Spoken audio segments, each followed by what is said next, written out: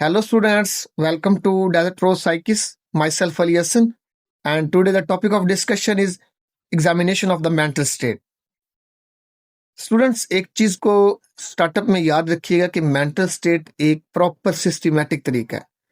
अब ये तरीका बिल्कुल फिजिकल एग्जामिनेशन की तरह होता है। साइकोलॉजिस्ट हर नए क्लाइंट के साथ ये एग्जामिनेशन रूटीन के तौर पर करता है। फिर जब क्लाइंट दोबारा आता है, साइकोलॉजिस्ट ये एग्जामिनेशन दोबारा करता है, कभी फुल और कभी इसका कुछ पार्ट। फिर स्टूडेंट्स, इस इंट्रोडक्शन के बाद जो मेंटल स्टेट की अहम बातों की एक समरी आती है। फिर साइकोलॉजिस्ट एक पॉइंट को ऑर्डर में लेता है। साइकोलॉजिस्ट ये बताता है कि कौन सी बातें नोट करनी है, मतलब ऑब्जर्व करनी है, और कौन सी टेस्ट करने हैं। फिर साइकोलॉजिस्ट इन बातों की इंटरप्रिटेशन करता है कि ये क्या मतलब रखती हैं, और आखिर में साइकोलॉजिस्ट ये देखता है कि ये सब बातें डायग्नोसिस में कैसे हमारी हेल्प करती हैं। मेंटल स्टेट्स को पार्ट्स में डिवाइड करना आसानी के लिए होता है, लेकिन ये इससे जो है पार्ट्स अक्सर एक दूसरे में ओवरलैप भी कर जाते हैं, इसलिए ये जो एक तकसीम पूरी तरह सख्त और अलग नहीं रहती। अब इस टॉपिक में जोर इस बात पर है कि मेंटल इलनेस की सबसे जो इम्पोर्टेंट और जो आप समझ सिम्टम्स और साइन को दुरुस्त तरीके से चेक करना ज़रूरी है। स्टूडेंट्स को कहा जाता है कि सबसे पहले ये सीखे कि यहाँ वाले टेस्ट कैसे करने हैं। स्टूडेंट्स को ये भी सीखना चाहिए कि रिजल्ट्स कितने इंपॉर्टेंट हैं और उनकी सिग्निफिकेंस कैसे समझी जाती है। अब बहुत सी दूसरी जो सिम्टम्स हैं, खासतौर पर जो शिज़ोफ्रेनिया में आते हैं, उनको मैं अलग से डिटेल से बताऊंगा आपको, ठीक है। जैसे मेडिकल के दूसरी ब्रांचेस में होता है, यहाँ भी यही असूल है। डिसऑर्डर की केस हिस्ट्री डायग्नोसिस की तरफ इशारा करती है। फिर एग्जामिनेशन इस डायग्नोसिस को मजबूत करता है और उसकी कन्फर्मेशन में मदद देता है। अब एक प्रोफेशनल, एक तजर्बाकार जो साइकोलॉजिस्ट है, मेंटल स्टेट के कुछ पार्ट्स पर ज़्यादा फोकस कर लेता है, लेकिन जो स्टूडेंट नया हो वो एग्जामिनेशन तेज़ी और अच्छे तरीके से तब भी सीखेगा जब वो हर क्लाइंट के साथ वही रूटीन फॉलो करेगा जो मैं आपको बताऊंगा, ठीक है बेटा। शुरू में कुछ केसेस में एग्जामिनेशन करने में 1 घंटा तक भी लग सकता है, लेकिन चंद हफ्तों के बाद स्टूडेंट कम से कम इनिशियल एग्जामिनेशन तकरीबन 20 मिनट में कर सकता है। अब मेंटल स्टेट की पूरी और करेक्ट रिपोर्ट हमेशा मेडिकल नोटिस में लिखी जानी चाहिए। ये क्लिनिकल मकसद के लिए, पर्पज़ के लिए भी ज़रूरी है और मेडिको लीगल पर्पज़ के लिए भी। जैसे कि हर मेडिकल रिकॉर्ड में होता है, हर नोट पर डेट और साइन भी होने चाहिए। और यहाँ एक असूल बहुत क्लियर है, ऑब्जर्वेशन अलग लिखें और ओपिनियन अलग। फॉर एग्जांपल, ऑब्जर्वेशन है, क्लाइंट कहता है कि जो डॉक्टर आमिर हैं उसके वालिद हैं। क्लाइंट उन्हें वालिद कहकर पुकारता है। जब उसका असली वालिद उससे मिलने आता है तो वो उसे नकली वालिद कहता है। क्लाइंट बहस के दौरान भी इस यकीन से नहीं हटता। अब यहाँ आपको क्या करना चाहिए, आपको अलग से ओपिनियन लिखें। ये यकीन एक डिलीजन लगता है। एग्जाम्पल के तौर पर, this belief appear to be a delusion, यानी ये यकीन एक डिलीजन लगता है, मतलब ऐसी बात जिस पर आदमी पक्का यकीन कर ले, चाहे वो हकीकत ना हो। लेकिन ये भी मुमकिन है कि इसका यही एक मतलब ना हो। ये ख्याल हद से ज़्यादा मजबूत ख्याल भी हो सकता है, जिसे ओवर वैल्यू आइडिया कहते हैं। यानी ऐसा ख्याल जो गलत हो सकता है मगर इंसान उसे छोड़ने के लिए तैयार ना हो। या फिर ये जानबूझ कर की गई एक अदाकारी भी हो सकती है, यानी इंटेंशनल प्ले एक्टिंग, जिसमें इंसान जानबूझकर हकीकत के खिलाफ वैसा जाहिर करे। इसलिए वो रिकॉर्ड जिसमें सिर्फ राय लिखी हो ज़्यादा फ़ायदा नहीं देती। फॉर एग्जाम्पल, अगर कोई सिर्फ ये लिख दे, द पेशेंट या the client is suffering from delusion, तो ऐसा रिकॉर्ड काम का नहीं होता, क्योंकि हो सकता है कि चंद दिन बाद कोई और साइकोलॉजिस्ट क्लाइंट को देखे। जब वो क्लाइंट को चेक करे तो उसे डिलीजन का कोई साफ सबूत ना मिले, यानी डिलीजन नज़र ना आए, यानी क्लाइंट इस वक्त ऐसी कोई बात ना करे जो साफ तौर पर गलत यकीन को दिखाए। ऐसी हालत में दूसरा साइकोलॉजिस्ट ये समझ सकता है कि जो राय पहले दी गई थी वो दुरुस्त नहीं थी। और अगर पहले नोट में ये बातें लिखी ना हो कि क्लाइंट ने क्या कहा, क्या बिहेवियर था और किस बुनियाद पर राय बनाई गई थी, तो दूसरा साइकोलॉजिस्ट या साइकेट्रिस्ट ये भी सोच सकता है कि ये राय शायद साइकोलॉजिस्ट के कम तजर्बे की वजह से बनी थी, यानी इन एक्सपीरियंस की वजह से। यानी इसलिए नहीं कि क्लाइंट वाकई डिलीजन में था, बल्कि इसलिए कि लिखने वाले साइकोलॉजिस्ट को अभी पूरा तजर्बा नहीं था। नेगेटिव फाइंडिंग्स भी इतनी अहम होती है जितनी पॉजिटिव फाइंडिंग्स, यानी जो बातें क्लाइंट या पेशेंट में मौजूद नहीं होती, वो भी इतनी ज़रूरी हैं जितनी वो बातें जो मौजूद होती हैं। इसलिए सिर्फ पॉजिटिव बातें ही नहीं बल्कि नेगेटिव बातें भी आपको लाजमी लिखनी चाहिए। फॉर एग्जांपल, वक्त की पहचान के बारे में, जिसे ओरिएंटेशन इन टाइम कहते हैं, नोट में ज़्यादा बेहतर होता है कि क्लाइंट या पेशेंट की असल जवाब लिखे जाएँ। यानी क्लाइंट या पेशेंट ने वक्त के बारे में क्या बताया, हफ्ते के दिनों के बारे में क्या कहा और डेट्स के बारे में क्या जवाब दिया, साथ ही दुरुस्त जवाब भी लिखा जाए ताकि ये साफ हो जाए कि क्लाइंट या पेशेंट को वाकई वक्त की पहचान थी या नहीं। सिर्फ ये लिख देना कि वेल ओरिएंटेड इन टाइम काफ़ी नहीं होता, क्योंकि इससे समझ नहीं आता कि साइकोलॉजिस्ट और डॉक्टर ने क्या सवाल किया था और पेशेंट या क्लाइंट ने असल में क्या जवाब दिया था।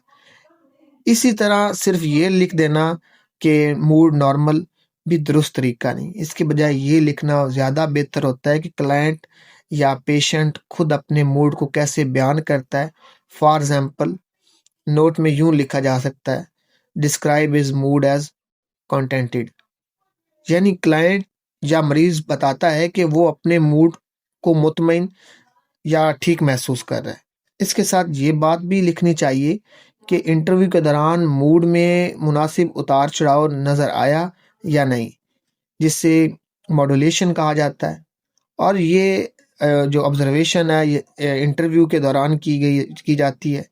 यानी सिर्फ लेबल लगा देना काफ़ी नहीं होता बल्कि ये बताना भी ज़रूरी होता है कि क्लाइंट या पेशेंट ने क्या कहा और डॉक्टर या साइकोलॉजिस्ट ने इंटरव्यू के दौरान क्या ऑब्जर्व किया।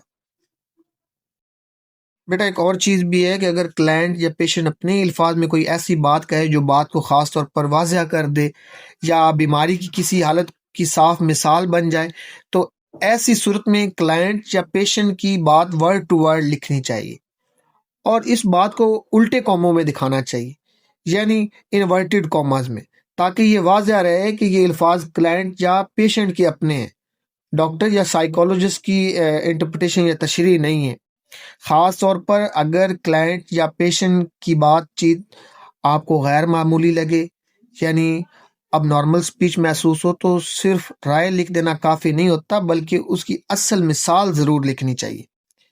सिर्फ ये लिख देना patient speech grossly thought disordered किसी काम का नहीं होता, क्योंकि ये सिर्फ एक लेबल है, एक्सप्लेनेशन नहीं है, मतलब वजाहत नहीं है। इस हालत को ग्रॉसली थॉट डिसऑर्डर्स कहा जाता है, लेकिन लेबल की बजाय वो जुमला लिखना ज़रूरी है जो उस डिसऑर्डर को दिखा रहा हो, उस प्रॉब्लम को दिखा रहा हो।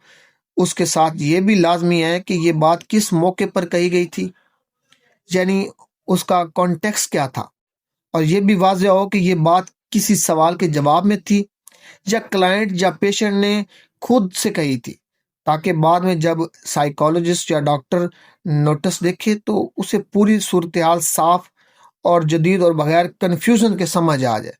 Appearance and behaviour in mental state examination. अच्छा बेटा, अपीयरेंस एंड बिहेवियर में जो फर्स्ट चीज़ आती है वो है जनरल डिस्क्रिप्शन, मतलब क्लाइंट की जो आम हालत है। अब मेंटल स्टेट एग्जामिनेशन साइकोलॉजिस्ट यहाँ से शुरू करता है कि क्लाइंट की अपीयरेंस की एक छोटी सी डिस्क्रिप्शन बना दे। अब मकसद ये होता है कि अगर कोई दूसरा आदमी की बात सुने तो वो क्लाइंट को भीड़ में भी पहचान ले, मतलब क्राउड में भी। अब साइकोलॉजिस्ट क्लाइंट की बॉडी लैंग्वेज, कपड़े, हाइजीन, बाल और अगर मेकअप किया हो तो उसे भी नोट करता है। साइकोलॉजिस्ट ये भी ऑब्जर्व करता है कि ये तमाम चीज़ें क्लाइंट की उम्र, जेंडर और लाइफस्टाइल के मुताबिक नॉर्मल लगती हैं या नहीं।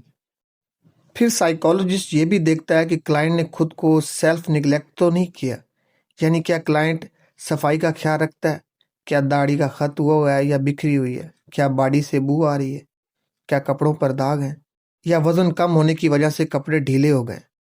अब ये बातें कई मेंटल डिसऑर्डर में नज़र आती हैं, ख़ास तौर पर डिप्रेशन, डिमेंशिया और शिज़ोफ्रेनिया में। और बाज़ औक़ात ये हालत पॉवर्टी की वजह से भी हो सकती है।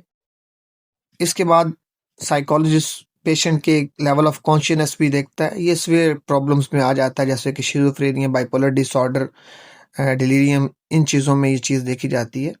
आप वैसे भी देख सकते हैं, साइकोलॉजिस्ट देखता है कि क्या पेशेंट पूरी तरह से हाज़िर दिमाग है, क्या क्लाइंट या पेशेंट आवाज़ या छूने पर ठीक जवाब दे रहा है? क्या पेशेंट या क्लाइंट गनूदगी में है या मरीज शदीद बेहोशी जैसी हालत में है?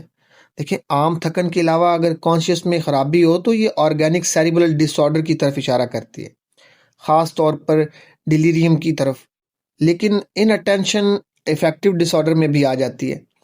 ऐसे में टेस्ट ऑफ ओरिएंटेशन मदद देते हैं। फिर आता है रिएक्शन टू इंटरव्यूअर, मतलब इंटरव्यू लेने वाले के साथ क्लाइंट का रवैया और रद्द अमल। फिर साइकोलॉजिस्ट ये देखता है कि पेशेंट या क्लाइंट साइकोलॉजिस्ट के साथ कैसा बर्ताव कर रहा है। क्या क्लाइंट फ्रेंडली बात करता है? क्या क्लाइंट कोऑपरेट करता है? क्या क्लाइंट शिकायतें करता रहता है? क्या क्लाइंट शक में रहता है? या क्लाइंट बात बात पर तनकीद करता है? देखें, अक्सर स्टूडेंट ये सोच लेते हैं कि अगर क्लाइंट ताउन ना करे तो कसूर उनका अपना है, या वो ये समझ लेते हैं कि क्लाइंट जानबूझकर डिफिकल्ट बन रहा है। लेकिन ऐसा नहीं होता। ये हिस्सा बहुत अहम होता है क्योंकि ये क्लाइंट की मेंटल स्टेट का हिस्सा है। इसी से हमें पता चलता है कि इस वक्त क्लाइंट दूसरों के साथ किस तरह का ताल्लुक रख रहा है। यहाँ साइकोलॉजिस्ट को ये सोचना होता है कि ये बिहेवियर क्यों है। क्या ये इस वजह से है कि क्लाइंट के लिए ये जगह नई है और वो स्ट्रेस में है, मतलब दबाव में है, मतलब अनफेमिलियर एंड स्ट्रेसफुल एक्सपीरियंस। क्या ये किसी बीमारी की अलामत है, मतलब सिम्टम्स ऑफ इलनेस, या ये पेशेंट की पर्सनालिटी प्रॉब्लम्स है? ये चीज़ आपको देखनी होती है बेटा। फिर आता है मोटर एक्टिविटी। अब इस पार्ट को बाज़ लोग साइकोमोटर एक्टिविटी भी कहते हैं। ये अक्सर एमसीक्यूज आ जाता है।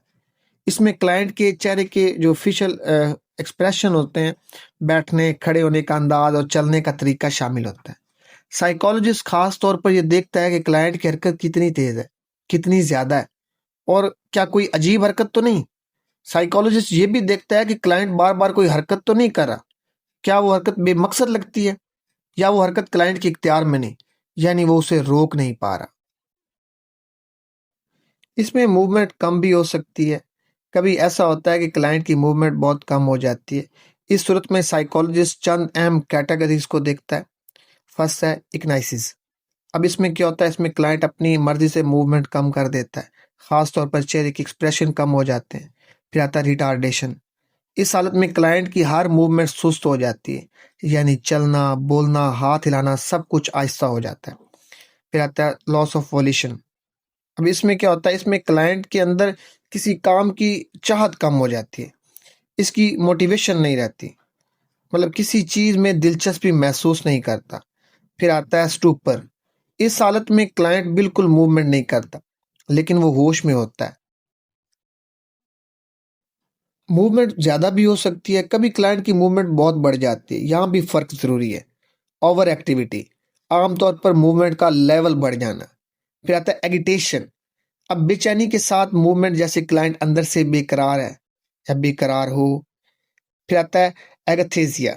अब एक खास बेचैनी इसमें होती है, और ज्यादा मूवमेंट जो न्यूरोलेप्टिक ड्रग्स की वजह से होती है। अब साइकोलॉजिस्ट ये भी देखता है कि मूवमेंट के साथ डिसएनिबिलेशन तो नहीं आ गई। ये चीज बहुत जरूरी है। अच्छा बेटा, कुछ मूवमेंट्स क्लाइंट के इख्तियार के बगैर भी हो सकती हैं। कभी मूवमेंट्स बेइख्तियार होती हैं। इनमें कुछ मूवमेंट्स साइकोलॉजी में बहुत इंपॉर्टेंट देखी जाती हैं और साइकेट्री में भी देखी जाती हैं। फर्स्ट है टिक्स। फिर है कॉरिक मूवमेंट। फिर थर्ड है एक्यूट डिस्टोनिया। इसमें क्या होता है, तकलीफ दे खिंचाव महसूस होना। फिर फोर्थ है टेराडाइव डिस्केंसिया। इसमें क्या होता है, बार बार होने वाली तकलीफ देने वाली मूवमेंट्स, जो मैंने बताया कि ड्रग्स से होती हैं, खास तौर पर न्यूरोलेप्टिक ड्रग्स की वजह से। Disorders of talking and thinking. हम किसी इंसान के दिल और दिमाग की बात सीधी तरह नहीं जान सकते। हमें उसके ख्यालात का पता सिर्फ उसकी बातों से चलता है, या किसी और तरीके से, जैसे राइटिंग, लिखना या इशारे करना। इसलिए साइकोलॉजिस्ट जब या डॉक्टर जब मेंटल स्टेट देखता है तो वो बोलने और सोचने को साथ रखकर देखता है, क्योंकि अमूमन पहले सोच बनती है फिर जबान चलती है। लेकिन कभी कभी इंसान सोचता बहुत है मगर बोलता नहीं। इसी वजह से बोलना और सोचना एक ही जगह देखे जाते हैं। अब एक बात स्टूडेंट्स को अक्सर समझ नहीं आती कि वो ये फर्क नहीं समझ पाते कि बात करने की जो फॉर्म है वो क्या है और बात का कंटेंट क्या है, मतलब बात का मतलब क्या है। फॉर्म का क्या मतलब है, यानी आदमी किस तरह बोल रहा है। कंटेंट यानी आदमी क्या कह रहा है। फॉर एग्जाम्पल, नीचे देखिए मैंने एग्जाम्पल दी है। एक पर्सन तेज बोल रहा है, बातें टूटी फूटी हैं। अब ये फॉर्म है, लेकिन इससे ये नहीं पता चलता कि वो मौसम की बात कर रहा है या खाने की। अब ये कंटेंट है। यहाँ क्लियर है बेटा। फिर आता है द स्पीड ऑफ टॉक। अब हर इंसान की बोलने की स्पीड अलग होती है, इसलिए अगर कोई पर्सन थोड़ा तेज या थोड़ा आहिस्ता बोले तो उसे फौरन डिसऑर्डर ना समझे। लेकिन अगर रफ्तार बहुत ज़्यादा तेज हो जाए या बहुत ज़्यादा सुस्त हो जाए तो उसके साथ आवाज़ की जो वॉल्यूम है वो भी चेंज हो सकती है, और अल्फाजों की जो एक वर्ड्स की क्वांटिटी होती है या वो बढ़ सकती है या कम हो सकती है। अब ये चीज़ इसमें आती है। फिर नेक्स्ट है रिटार्डेशन ऑफ स्पीच। अब इसमें क्या होता है। अब रिटार्डेशन ऑफ स्पीच का मतलब यह है कि क्लाइंट को बात शुरू करने में देर लगती है और उसकी बात करने की रफ्तार सुस्त हो जाती है। कहता है म्यूटिज्म, बिल्कुल खामोश हो जाना। अब म्यूटिज्म का मतलब है क्लाइंट का बिल्कुल ना बोलना। इलेक्टिव म्यूटिज्म का मतलब है पेशेंट या क्लाइंट कुछ जगहों पर खामोश रहे मगर कुछ जगहों पर बोल ले, यानी हर जगह खामोश नहीं होता। अब डिप्रेशन और मैनिया में बात करने की जो क्वांटिटी है बदल जाती है। डिप्रेशन में जो पर्सन है कम बोल सकता है, मैनिया में जो पर्सन है ज़्यादा बोलता है। अब डिमेंशिया में क्या होता है। डिमेंशिया में भी कभी पेशेंट या क्लाइंट बहुत कम बोलता है और कभी ऐसा भी होता है कि क्लाइंट बोलता बहुत है मगर मतलब की बात कम पहचानता है। अब हम बात करते हैं प्रेशर ऑफ स्पीच पर। देखिए, प्रेशर ऑफ स्पीच ये है कि क्लाइंट या पेशेंट के ख्यालात इतनी तेजी से निकलें कि बात रोकना मुश्किल हो जाए, यानी पेशेंट बोलता चला जाए और दरमियान में टोकना सामने वाले के लिए मुश्किल हो जाए। फिर आता है कॉन्टिन्यूटी ऑफ टॉक। अब इसमें साइकोलॉजिस्ट या साइकियाट्रिस्ट को ये देखना है कि क्लाइंट या पेशेंट की बात में रुक रुक कर बोलना तो नहीं है। क्या पेशेंट या क्लाइंट सोचने के लिए अब नॉर्मल वक्फे ले रहा है। क्या पेशेंट या क्लाइंट की बात समझ में आ रही है, और क्या पेशेंट या क्लाइंट की बात उसी मौजू से जुड़ी हुई है जो इस वक्त चल रहा है टॉपिक। अब यहाँ एक अहम बात याद रखें, साइकियाट्रिस्ट या साइकोलॉजिस्ट को टॉक की जो रेलिवेंस है ऐसे नहीं देखनी कि मेरे सवाल के मुताबिक जवाब आ रहा है या नहीं, बल्कि साइकोलॉजिस्ट या साइकियाट्रिस्ट को ये देख रहे हैं कि क्लाइंट या पेशेंट के लिए इस वक्त क्या बात अहम है। हो सकता है कि पेशेंट अपनी ज़िंदगी के किसी बड़े मसले में फंसा हुआ, इसी वजह से वो बार बार उसी तरफ चला जाए। अच्छा, यहाँ बेटा एक चीज़ याद रखिएगा कि बोलने में जो हिचकिचाहट है अक्सर उन लोगों में होती है जो एंशियस होते हैं या जिन्हें डिप्रेशन होता है। अब ये हिचकिचाहट उन लोगों में भी होती है जो फैसला नहीं कर पाते, जो फ़िक्र में बड़ा डूबे रहते हैं। एक और बात भी रुकावट बनती है, बाज़ क्लाइंट या जो पेशेंट है कम सुनते हैं, मगर घर वाले और जो साइकोलॉजिस्ट या साइकियाट्रिस्ट को शुरू में इस चीज़ का अंदाज़ा नहीं होता। ये भी गुफ्तगू के एक भाव को, एक रिदम को तोड़ देती है। अब साइकोलॉजिस्ट या साइकियाट्रिस्ट ये भी देखता है कि क्या पेशेंट या क्लाइंट अपने बनाए हुए वर्ड्स बोल रहा है। इसे नियोलॉजिज्म कहते हैं। For example, my mind is inspired, यानी पेशेंट या क्लाइंट ऐसे लफ्ज़ गढ़ ले जो आम जबान में नहीं होते। या क्या पेशेंट या क्लाइंट अजीब ग्रामर के जुमले बोल रहा है। अब ये चीज़ें होती हैं। फिर साइकोलॉजिस्ट या साइकियाट्रिस्ट ये भी देखता है कि क्या पेशेंट या क्लाइंट की बात एक स्ट्रेट लाइन में चलती है, यानी एक ख्याल के बाद दूसरा ख्याल लॉजिकल तौर पर आता है और बात किसी मकसद की तरफ जा रही है या बात इधर उधर फैल रही है। यहाँ तीन चीज़ें आती हैं। फर्स्ट है सर्कमस्टांशियल, मतलब पेशेंट या क्लाइंट असल बात तक पहुंचता है मगर बहुत घूम फिर कर। दूसरा है टेंजेंशियल, मतलब क्लाइंट या पेशेंट बात शुरू करे मगर फिर असल बात से हट जाए और वापस ना आए। दूसरा है ओवर इंकल्सिव, इसमें क्या होता है, पेशेंट या क्लाइंट बात में बहुत ज़्यादा गैर ज़रूरी डिटेल्स घुसा दे। अगर साइकोलॉजिस्ट को लगे कि यहाँ कोई प्रॉब्लम हो सकती है तो साइकोलॉजिस्ट को क्लाइंट की बात लफ्ज़ ब लफ्ज़ लिखनी चाहिए और साथ वो सवाल भी लिखना चाहिए जो पहले पूछा गया था। फॉर एग्जाम्पल, आप कितने अरसे से हॉस्पिटल में हैं? क्लाइंट कहता है, मैं पिछले बुध को आया था, वो मशरूम के लिए अच्छा दिन था, क्या आपको ऑमलेट पसंद है? देखें, क्लाइंट कभी बात को घुमा कर करता है या कभी एक मौजू से दूसरे मौजू पर चला जाता है, बस बात चलाने के लिए। लेकिन साइकोलॉजिस्ट को उसे इस प्रॉब्लम से अलग करना है, जिसमें ख्यालात के दरमियान जो एक कॉमन लिंक है टूट जाता है। अब ऐसी हालत में क्लाइंट या पेशेंट की बात जैसे सीधी चलना चाहती है, मगर फिर भी लॉजिकल तरतीब में चल नहीं पाती। शिज़ोफ्रेनिक थॉट डिसऑर्डर, इसमें हम क्या देखते हैं, शिज़ोफ्रेनिया में बाज़ औक़ात पेशेंट की जो सोच होती है, उसका जो डायरेक्ट पाथ होता है वो टूट जाता है। ख्यालात एक दूसरे से जुड़ते नहीं, एक जुमले के बाद आने वाला जुमला पहले जुमले से मेल नहीं खाता। कभी ऐसा भी होता है कि एक ही जुमले में दो अलग अलग बातें आ जाती हैं, जिनका आपस में कोई वाज़ेह लिंक नहीं होता। फॉर एग्जाम्पल, पेशेंट कहता है मैं घर जाना चाहता हूँ, क्योंकि ये हॉस्पिटल पिछले हॉस्पिटल के मुकाबले में दुकानों के ज़्यादा करीब है। अब यहाँ पेशेंट बात तो तवज्जो के साथ कर रहा है, लेकिन वजह ठीक नहीं बनती। हॉस्पिटल दुकानों के करीब है, ये बात इस बात की साफ वजह नहीं बनती कि मैं घर क्यों जाना चाहता हूँ। दोनों ख्याल एक ही जुमले में हैं, मगर आपस में जुड़े हुए नहीं लगते।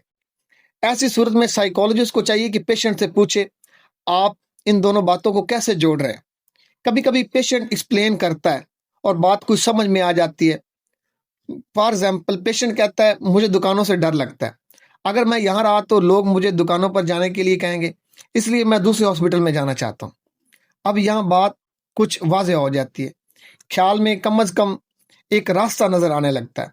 लेकिन कभी कभी पेशेंट दोबारा ऐसी वजाहत देता है जो और ज्यादा उलझी हुई होती है। फॉर एग्जाम्पल, पेशेंट कहता है मैं घर जाना चाहता हूँ, क्योंकि घर दुकानों के करीब है और दुकानें हॉस्पिटल के करीब है। अब ये जो एक्सप्लेनेशन है बहुत पहले से भी ज्यादा बेतरतीब लगती है। यानी पेशेंट बात दोहरा तो रहा है, मगर मतलब फिर भी साफ नहीं हो रहा। अब बेटा देखें, अगर सोच की खराबी बहुत ज्यादा हो जाए तो पेशेंट के मुंह से इनकोहेरेंट लफ्जों का ढेर निकलता है, मतलब इनकोहेरेंट वर्ड्स का। लफ्ज होते हैं मगर मैनी नहीं बनते, इसे हम वर्ड सलाद कहते हैं। Flight of ideas. अब फ्लाइट ऑफ आइडियाज वो कंडीशन है जो अमूमन मैनिया में देखी जाती है। इसमें पेशेंट की बात बहुत तेजी से एक मौजू से दूसरे मौजू पर चली जाती है। यहाँ फ़र्क ये है कि ख़्यालात के दरमियान कुछ ना कुछ लिंक मौजूद होता है, लेकिन वो लिंक बहुत कमज़ोर होता है, मतलब बहुत वीक होता है। फॉर एग्ज़ाम्पल, पेशेंट जो बात करता है, वो कहता है ये जगह अच्छी नहीं, फिर फ़ौरन कहता है यहाँ बोरियत है, फिर शोर का ज़िक्र करता है, फिर किसी और बात पर चला जाता है और आखिर में दोबारा पहली बात की तरफ लौट आता है। यानी बात भागती है मगर मुकम्मल टूटती नहीं। अब ये कंडीशन अमूमन प्रेशर ऑफ स्पीच के साथ होती है, यानी पेशेंट बोलता चला जाता है और उसे रोकना मुश्किल हो जाता है। शिज़ोफ्रेनिया और मैनिया में बोलने का अंदाज कभी कभी इतना मिलता जुलता हो जाता है कि प्रैक्टिकली इनमें फ़र्क करना मुश्किल हो जाता है। अगर एग्जामिनेशन के दौरान पेशेंट अचानक खामोश हो जाए, जैसे उसका जहन रुक गया हो, तो अक्सर वजह ये होती है कि पेशेंट घबरा रहा होता है। लेकिन साइकोलॉजिस्ट को थॉट ब्लॉक का इम्कान भी जहन में रखना चाहिए। साइकोलॉजिस्ट को पेशेंट से पूछना चाहिए, इस वक्फे में आपके जहन में क्या हो रहा था? एक और इम्कान ये भी हो सकता है कि पेशेंट को एपिलेप्टिक एब्सेंस अटैक हो रहा। फिर आता है प्रिजर्वेशन। अब प्रिजर्वेशन इस कंडीशन को कहते हैं जिसमें पेशेंट या क्लाइंट एक ही जवाब बार बार देता है, हालांकि क्वेश्चन बदल चुका होता है। फॉर एग्जाम्पल, साइकोलॉजिस्ट पूछता है आज कौन सा दिन है, पेशेंट जवाब देता है मंडे। अब ये जवाब दुरुस्त है। फिर साइकोलॉजिस्ट पूछता है आप अस्पताल किस दिन आए थे, पेशेंट फिर कहता है मंडे। फिर साइकोलॉजिस्ट पूछता है इस वार्ड का नाम क्या है, पेशेंट फिर भी कहता है मंडे। यहां मसला यह है कि पेशेंट जवाब बदल नहीं रहा, हालांकि सवाल बदल गया है। यही चीज मूवमेंट में भी नजर आ सकती है, जिसे मोटर प्रिजर्वेशन कहते हैं। साइकोलॉजिस्ट कहता है बायां हाथ उठाएं, पेशेंट बायां हाथ उठा देता है, ये ठीक है। फिर डॉक्टर कहता है दायां हाथ उठाएं, पेशेंट फिर भी बायां हाथ ही उठा देता है। अक्सर प्रिजर्वेशन ब्रेन के फिजिकल इलनेस की तरफ इशारा करती है, जिसे ऑर्गेनिक ब्रेन डिजीज कहते हैं। Mood disorders. साइकोलॉजिस्ट जब मूड देखता है तो वो 4 चीज़ों को साथ रखता है। यानी मूड का जो एग्जामिनेशन है 4 हिस्सों में होता है। फर्स्ट है सब्जेक्टिव मूड, सेकंड है ऑब्जेक्टिव ऑब्जर्वेशन, थर्ड है ऑटोनोमिक एक्टिविटी और फोर्थ है थॉट कंटेंट। एक एक को समझने की कोशिश करते हैं। जैसा कि मैंने बताया कि फर्स्ट है सब्जेक्टिव मूड। इसका मतलब होता है पेशेंट या क्लाइंट का अपना बताया हुआ मूड। अब साइकोलॉजिस्ट को सबसे पहले क्लाइंट से खुले अंदाज में पूछना चाहिए, यानी ऐसा क्वेश्चन जिसमें क्लाइंट खुद अपनी बात बता सके। फॉर एग्जाम्पल, साइकोलॉजिस्ट पूछे कि आप आजकल कैसा महसूस करें, या आपके अंदर की कैफियत आजकल कैसी रहती है। अगर क्लाइंट साफ जवाब ना दे, यानी बात घुमा दे या बस टाल दे, तो साइकोलॉजिस्ट फिर आसान क्वेश्चन करे, आप ज़्यादातर खुश रहते हैं या उदास। अगर क्लाइंट बताए कि वो उदास है तो साइकोलॉजिस्ट फिर पूछे, कितना उदास, क्या आप खुद को इस कैफियत से निकाल सकते हैं। अगर सामने वाला डिप्रेस मूड बताए तो साइकोलॉजिस्ट को ये सवाल ज़रूर करने चाहिए, जब आपको ऐसा लगता है तो आप क्या सोचते हैं फ्यूचर के बारे में आपको, या आप कैसा महसूस करते हैं। क्या कभी आपको बिल्कुल नाउमीदी महसूस होती है। अगर क्लाइंट इस पर हाँ कहे तो साइकोलॉजिस्ट फिर पूछे, क्या आपको ऐसा लगता है कि ज़िंदगी जीने की काबिल नहीं। और अगर यहाँ भी हाँ हो तो फिर साइकोलॉजिस्ट को खुदकशी के बारे में सवाल करने चाहिए, मतलब सुसाइड के बारे में। अब हम बात करते हैं सेकंड पर, ऑब्जेक्टिव ऑब्जर्वेशन ऑफ मूड, मतलब साइकोलॉजिस्ट का क्लाइंट को देखकर समझना। मूड याद रखिएगा सिर्फ लफ्ज़ों से नहीं पता चलता, मूड चेहरे, बैठने के अंदाज और मूवमेंट से भी नज़र आता है। उदासी, घबराहट, खुशी, ये सब फेस के या एक्सप्रेशन, बॉडी लैंग्वेज मतलब जिस्म के अंदाज, मूवमेंट, ये सब मूवमेंट में आते हैं हर चीज़। अब आम नॉर्मल मूड ऐसा होता है कि वो बात और हालात के साथ बदलता रहता है। कभी कभी आदमी सीरियस, कभी लाइट, कभी खुश, कभी उदास। ये तब्दीली कॉमन होती है, इसे हम मॉड्यूलेशन कहते हैं। अब साइकोलॉजिस्ट 2 बातें खास तौर पर नोट करता है। फर्स्ट है इंटरव्यू के दौरान क्लाइंट का ज़्यादा हिस्सा किस मूड में गुजरता है। दूसरा, मूड कितना बदलता है, क्या ये तब्दीली कॉमन है, मतलब मुनासिब है, और ये तब्दीली किस तरफ जा रही है। कभी कभी क्लाइंट उदासी, उलझन या शक वाली कैफियत मानता ही नहीं, हालांकि सारे सिम्टम्स साफ बता रहे होते हैं कि ये बातें इसके अंदर मौजूद हैं। खास तौर पर बाद क्लाइंट जानबूझकर डिप्रेशन छुपाते हैं, वो सवालों का जवाब नहीं देते। साइकोलॉजिस्ट को ये चीज़ मोहतात करती है, क्योंकि इससे सुसाइड का खतरा बढ़ सकता है। उदासी डिप्रेशन में आती है, मगर सिर्फ उदास होना खुद में एक डिसऑर्डर नहीं है। रो देना उदासी के साथ आम है, कॉमन है। और कभी रोना सिर्फ दिल का बोझ हल्का करने का एक तरीका भी होता है। अगर डिप्रेशन हल्का हो तो क्लाइंट का मूड कभी कभी बेहतर भी हो जाता है, खास तौर पर जब कोई दिलचस्प या मज़े वाली बात सामने आ जाए, यानी मूड हालात के साथ बदलता है। इसी मैनी में इसे हम रिएक्टिव डिप्रेशन कहते हैं, या रिएक्टिव डिप्रेशन कहा जाता है। अगर डिप्रेशन बहुत शदीद हो तो रोना कम होता है और क्लाइंट का मूड एक ही तरह उदास रहता है, इसमें आम मूड जैसी तब्दीली नहीं होती। कभी ये कैफियत ऐसे लगती है जैसे क्लाइंट के जो इमोशंस हैं वो बिल्कुल मध्यम हो गए हों। इसे साइकोलॉजिस्ट गलती से अफेक्टिव ब्लंटिंग समझ सकता है, तो ये चीज़ भी आपको याद रखनी चाहिए। कभी क्लाइंट या पेशेंट ये भी कहता है कि वो अब कुछ महसूस नहीं कर पाता, वो घर वालों या दोस्तों की परवाह भी नहीं करता या नहीं कर पाता, यानी इमोशन जैसे ख़त्म हो गए। मुस्कुराना और हंसना खुशी के साथ होता है, और जब खुशी वाली हंसी हो तो इसमें दूसरों को भी हंसा देने वाली बात होती है। लेकिन कभी ऐसा भी होता है कि आदमी अंदर से खुश नहीं होता, मगर माशरे को देखते हुए बस नकली मुस्कुराहट अपने चेहरे पर रखता है। यह जो हंसी है ना, ये हकीकी एक हैप्पीनेस नहीं होती, याद रखिएगा। अब मैनिया वाला जो पेशेंट होता है हमेशा खुश नहीं होता। हाँ, हमें तो यही बताया गया है कि हमेशा खुश होता है, लेकिन ऐसा नहीं होता। अगर कोई इसकी एक्टिविटी रोकने की कोशिश करे तो वो चिड़चिड़ा और बेसब्रा हो सकता है। अब चिड़चिड़ापन अक्सर हर तरह के मूड डिसऑर्डर में देखा जाता है। कभी पेशेंट का मूड बहुत जल्दी बदलता है, वो अपने इमोशंस पर काबू नहीं रख पाता, इसे हम लेबल मूड कहते हैं।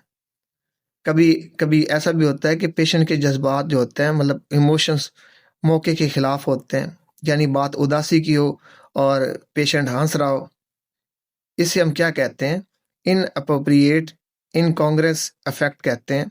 और कभी पेशेंट के जज्बात जैसे दब जाते हैं, यानी इमोशंस की ताकत कम हो जाती है, इसे हम ब्लंटिंग ऑफ इफेक्ट कहते हैं। यहाँ तक क्लियर है।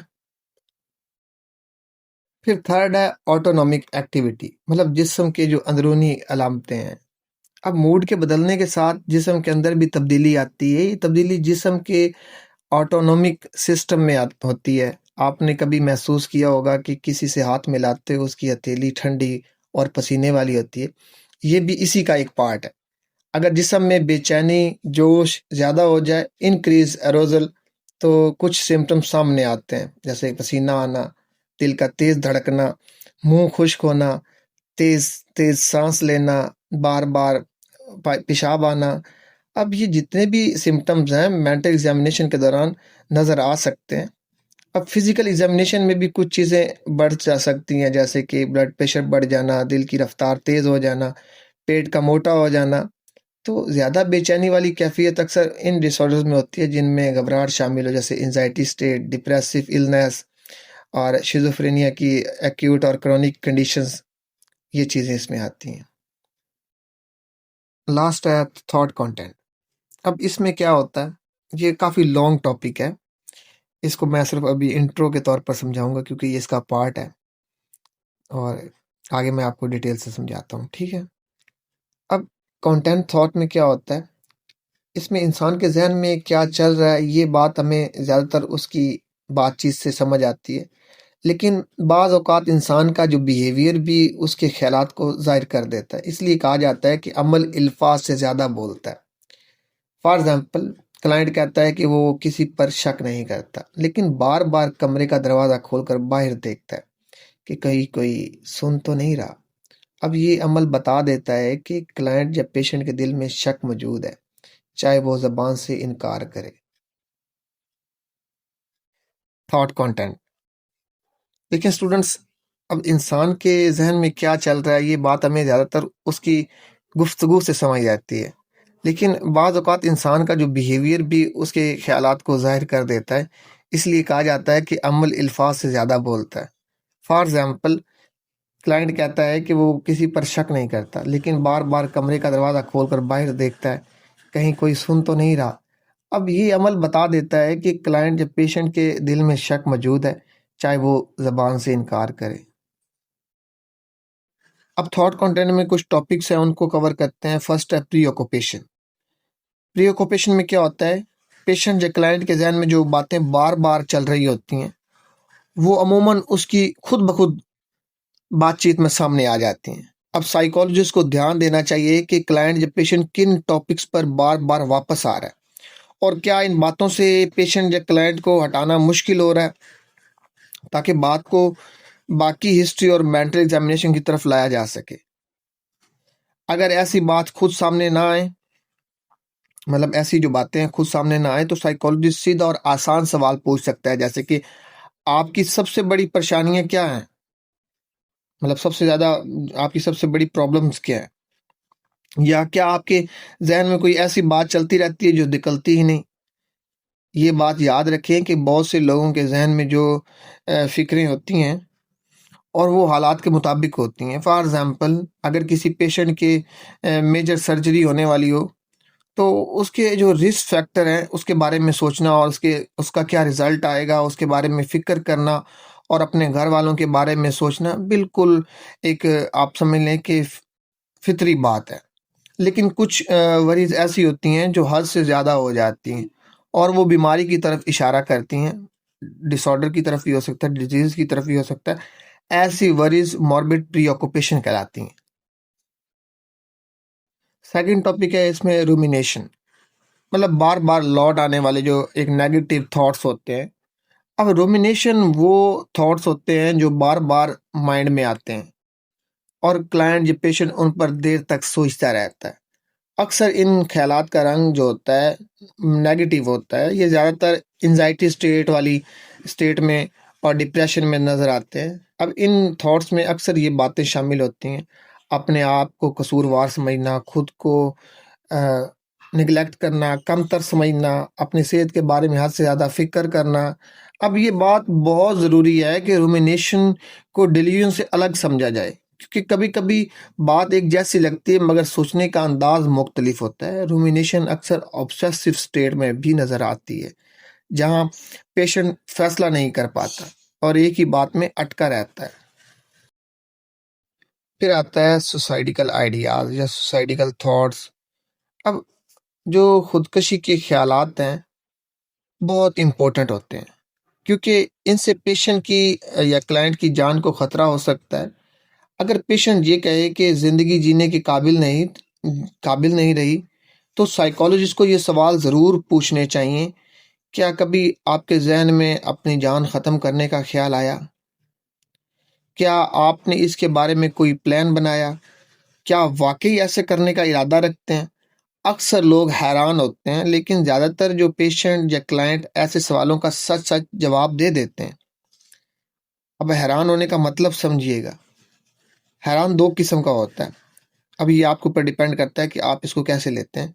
लेकिन साइकोलॉजिस्ट को ख़ास तौर पर उस पेशेंट या क्लाइंट से मोहतात रहना चाहिए, अलर्ट रहना चाहिए, जो क्वेश्चन से बचता है या बात टालने की कोशिश करता है या टालने लगता है। अब खुदकशी के ख़्यालात ज़्यादातर डिप्रेशन में होते हैं, लेकिन ये सिर्फ़ इसी डिसऑर्डर तक लिमिटेड नहीं होते, ये याद रखिएगा। अब हम बात करते हैं अबनॉर्मल बिलीफ्स पर। देखिए, कुछ बातें ऐसी होती हैं जो एक ख़ास कल्चर या एक कौम के बहुत से लोग उसको मानते होते हैं। अब वो बातें दूसरे लोगों को अजीब लग सकती हैं, जैसे कि हमारे फ़िरक़ों में ये चीज़ होती है। फॉर एग्ज़ाम्पल कुछ मज़हबी यकीन और तरीके। इसी तरह बाज़ लोग खुद भी कुछ ऐसी बातें मानते हैं जो दूसरों को अनोखी, अजीब लगती हैं। लेकिन सिर्फ़ अजीब लगने से ये ज़रूरी नहीं होता कि वो मेंटल इलनेस की कोई सिम्पटम है उसका। ठीक है? इस चीज़ को देखिएगा बेटा। अब इसमें ओवर वैल्यू आइडियाज़ आते हैं। अब ये क्या होते हैं? ये ऐसे यकीन होते हैं जिन्हें इंसान बहुत मज़बूती से पकड़ लेता है। अब ये यकीन उसके लिए बहुत इम्पोर्टेंट बन जाते हैं और वो इसी वजह में उलझा रहता है। लेकिन ये डिल्यूजन्स नहीं होते, क्योंकि ये यकीन पत्थर की लकीर नहीं होते। यानी इनमें वो एक ज़िद और एक वो मज़बूती नहीं होती कि इंसान किसी हाल में इसे इस यकीन से हिले ही ना। फॉर एग्ज़ाम्पल जैसे कि एनोरेक्सिया नर्वोसा में होता है, वाले जो पेशेंट्स होते हैं, जो क्लाइंट्स होते हैं, उनमें ये यकीन हो सकता है कि वो मोटा है। हालाँकि वो जानता भी होता है कि उसका जो वज़न है बहुत कम है। फिर भी वो अपने जैसे वज़न वाले दूसरे लोगों को काफ़ी हद तक दुबला समझता है। यहाँ एक बोनस बात याद रखें कि ओवर वैल्यू आइडियाज़ हमेशा इलनेस की पक्की एक अलामत नहीं होते। ठीक है? अब हम देखते हैं डिल्यूजन्स को, गलत पक्का यकीन। अब ये वो यकीन होते हैं जिन्हें पेशेंट या क्लाइंट पूरी पक्की बात समझ कर मानता है। ये यकीन उसके इर्द-गिर्द के लोग जो उसी कल्चर, उसी सोशल बैकग्राउंड और उसी इंटेलेक्ट के हों, वो नहीं मानते। और पेशेंट के सामने जितना मर्ज़ी आप सबूत आ जाए, जितना मर्ज़ी आप प्रूफ़ दे लें, वो फिर भी अपना यकीन नहीं छोड़ते। फॉर एग्ज़ाम्पल एक पेशेंट कहता है कि कुछ आदमी उसे मारने की कोशिश या साजिश कर रहे हैं। अब वो आदमी हॉस्पिटल के सहन में झाड़ियों और दरख्तों के पीछे छुपे हुए हैं। साइकोलॉजिस्ट पेशेंट को साथ लेकर सहन में जाता है। दोनों अच्छी तरह देखते हैं, जहाँ छुपने की जगह हो सकती है, वहाँ भी देखते हैं। फिर दोनों वापस वार्ड आते हैं। साइकोलॉजिस्ट पेशेंट को बताता है कि वहाँ कोई भी नहीं था। तो यहाँ पेशेंट कहता है कि बिल्कुल इसमें कोई शक नहीं, वो वहाँ नहीं थे। उन्हें पता था कि हम देखने आ रहे हैं, इसलिए वो चले गए। मगर मुझे यकीन है कि वो अब वापस सहन में आ गए हैं। यहाँ पेशेंट दलील सुन भी रहा है मगर यकीन छोड़ नहीं रहा। फिर बेटा आता है प्राइमरी डिल्यूजन्स। अब ये वो डिल्यूजन्स होते हैं जो किसी सेकेंडरी पैथोलॉजिकल कंडीशंस की वजह से नहीं बनते, यानी कि अबनॉर्मल मूड हेलुसिनेशन की वजह से बाद में नहीं बनते, लेकिन ये कभी-कभी आम चीज़ से भी शुरू हो सकते हैं, यानी ऐसी चीज़ से जो खुद इलनेस नहीं। फॉर एग्ज़ाम्पल पेशेंट आसमान में 3 बादल देखता है। ये देखना कॉमन है, लेकिन पेशेंट फ़ौरन ये समझ लेता है कि ये खुदा की तरफ से उसके लिए कोई ख़ास पैगाम है। वो कहता है कि खुदा बता रहा है कि तुम होली ट्रिनिटी का एक हिस्सा हो, और ये एक आम आदमी के लिए नॉर्मल चीज़ है। देखा जाए तो हमारे लिए नॉर्मल है कि बादल हैं, मगर उसका मतलब पेशेंट ने प्राइमरी डिल्यूजन्स वाला निकाल लिया। अब ये किस्म ज़्यादातर शिज़ोफ्रेनिया में देखी जाती है। शिज़ोफ्रेनिया बशर्ते ये कि पेशेंट का जो क्लियर कॉन्शियसनेस हो।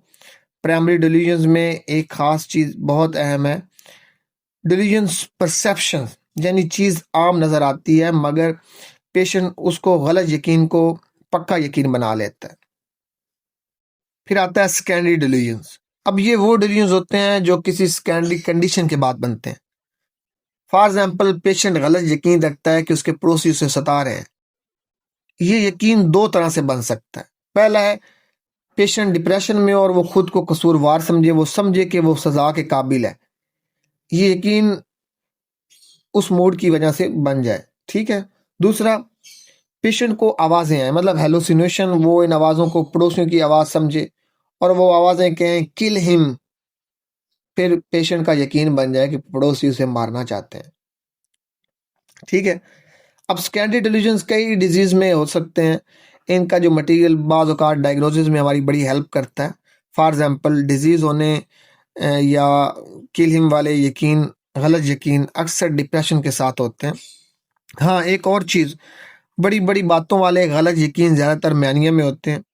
अब अक्सर डिल्यूजन्स का इम्कान जो होता है केस हिस्ट्री लेते वक्त ही सामने आ जाता है। फॉर एग्जांपल, नुकसान पहुंचाने वाले डिल्यूजन्स वाला जो पेशेंट है आपको बताता है कि लोग उसके खिलाफ क्या कर रहे हैं। वो ये भी बता सकता है कि वो उन्हें रोकने के लिए पुलिस में शिकायत कर रहा है या वकील से मिल रहा है, या फिर इंटरव्यू के दौरान पेशेंट शक करने वाला नज़र आ सकता है। तो साइकोलॉजिस्ट को डिल्यूजन्स के बारे में हर पेशेंट से रूटीन में सवाल नहीं करना चाहिए। अब साइकोलॉजिस्ट को ये सवाल तब करने चाहिए जब हिस्ट्री या मेंटल स्टेट की दूसरी बातें इशारा दें कि डिलीजन्स हो सकते हैं। फिर साइकोलॉजिस्ट ये सवाल पूछे कि क्या आपको लगता है कि लोग आपको नुकसान पहुंचाना चाहते हैं? क्या आप कभी खुद को कसूरवार समझते हैं? क्या आपको लगता है कि आपके जिस्म में कोई तब्दीली हुई है? क्या आपको लगता है कि आपको खास तौर पर चुना गया है या आपके पास कोई खास ताकत है?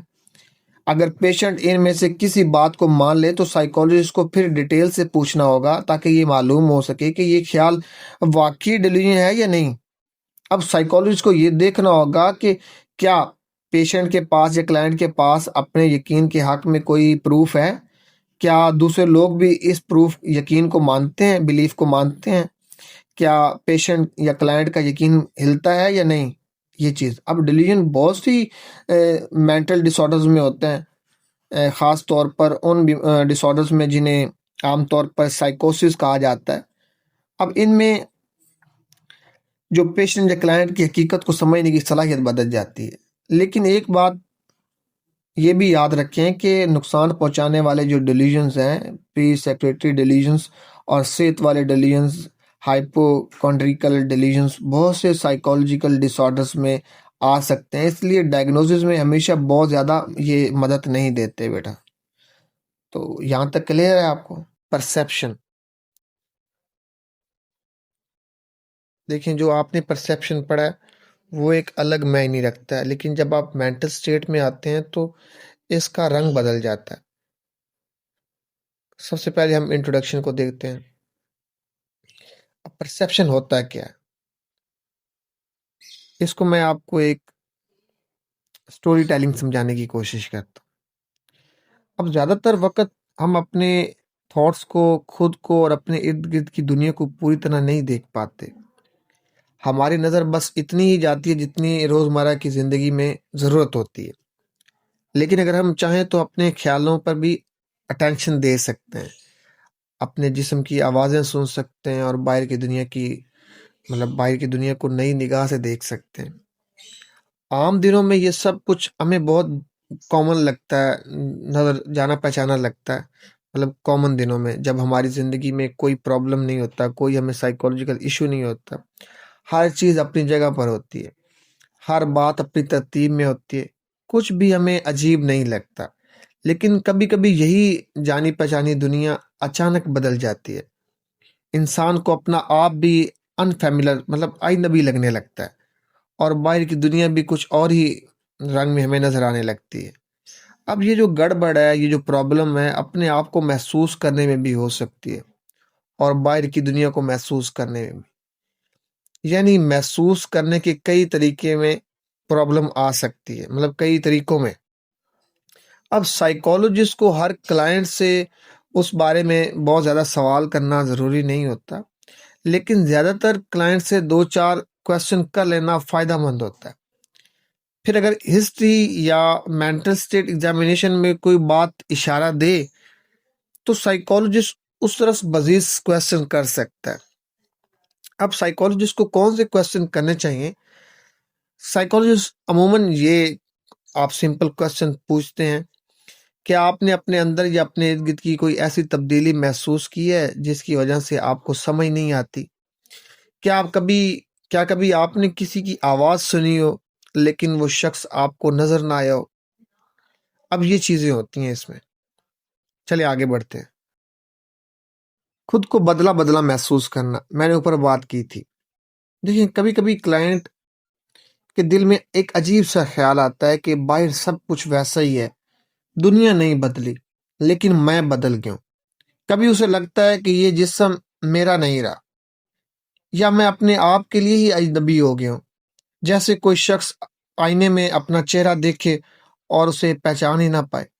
अब इस कंडीशन को हम डीपर्सनलाइजेशन कहते हैं।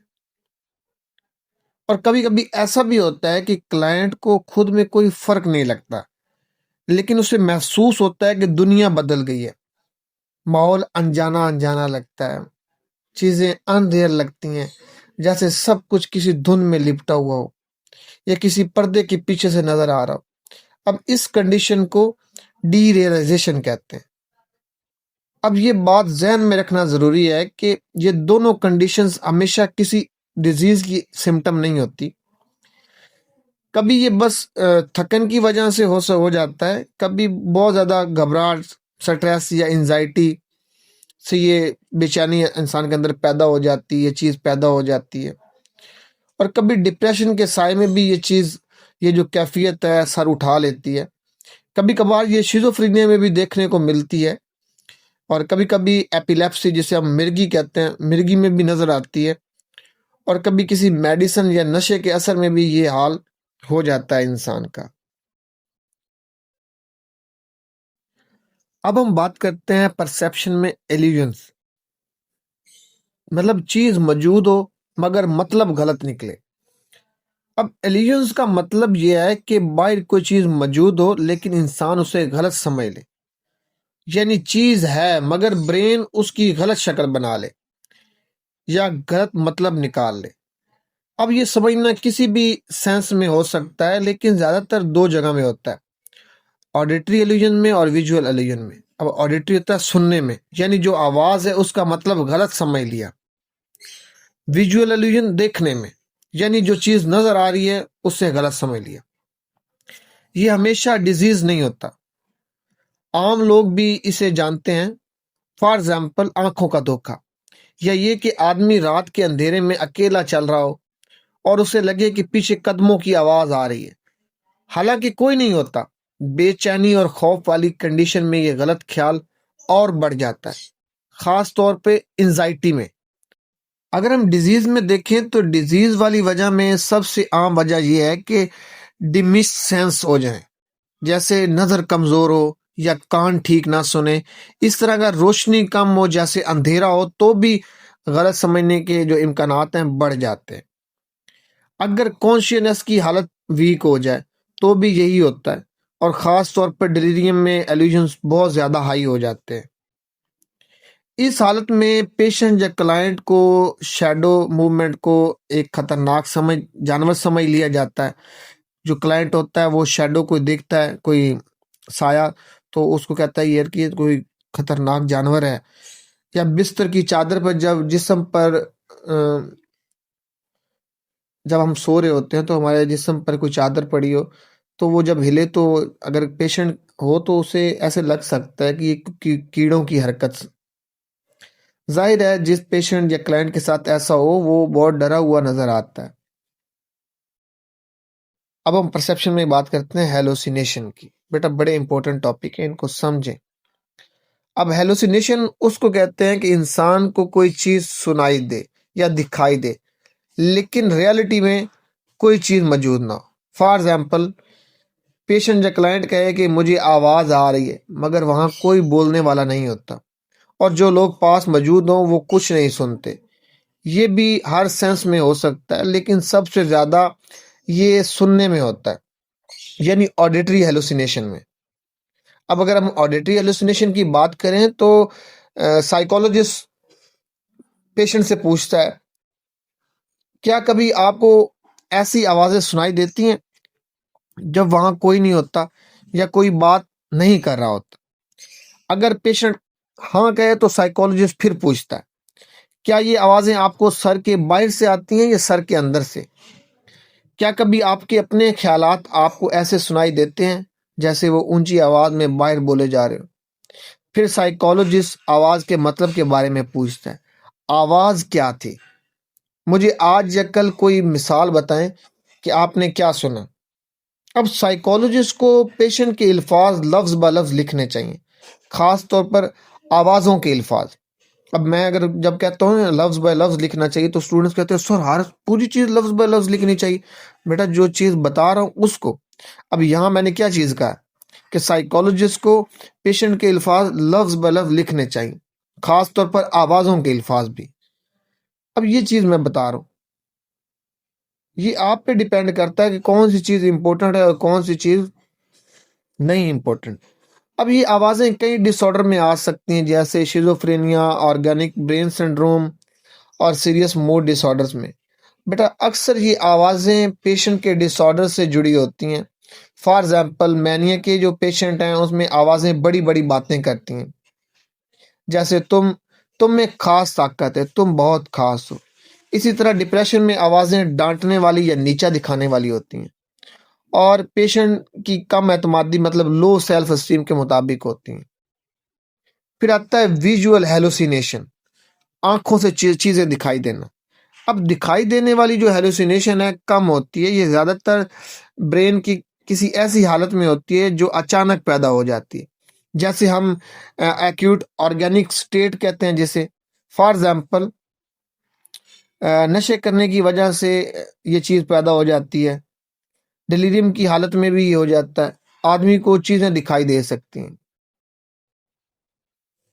कभी कभी ये हालत शिजोफ्रीनिया में भी देखी जाती है और मूड के डिसऑर्डर्स में भी देखी जा सकती है, इफेक्टिव डिसऑर्डर्स में भी होती है। अगर आंखों से दिखाई देने वाली चीजें बिल्कुल अजीब हों और उनकी शक्ल ठीक ना लगे, तो उसकी वजह ब्रेन के पिछले जो हिस्सा है ना उसमें प्रॉब्लम हो सकती है, जिसे हम ऑक्सीपिटल लूप डिसीज कहते हैं।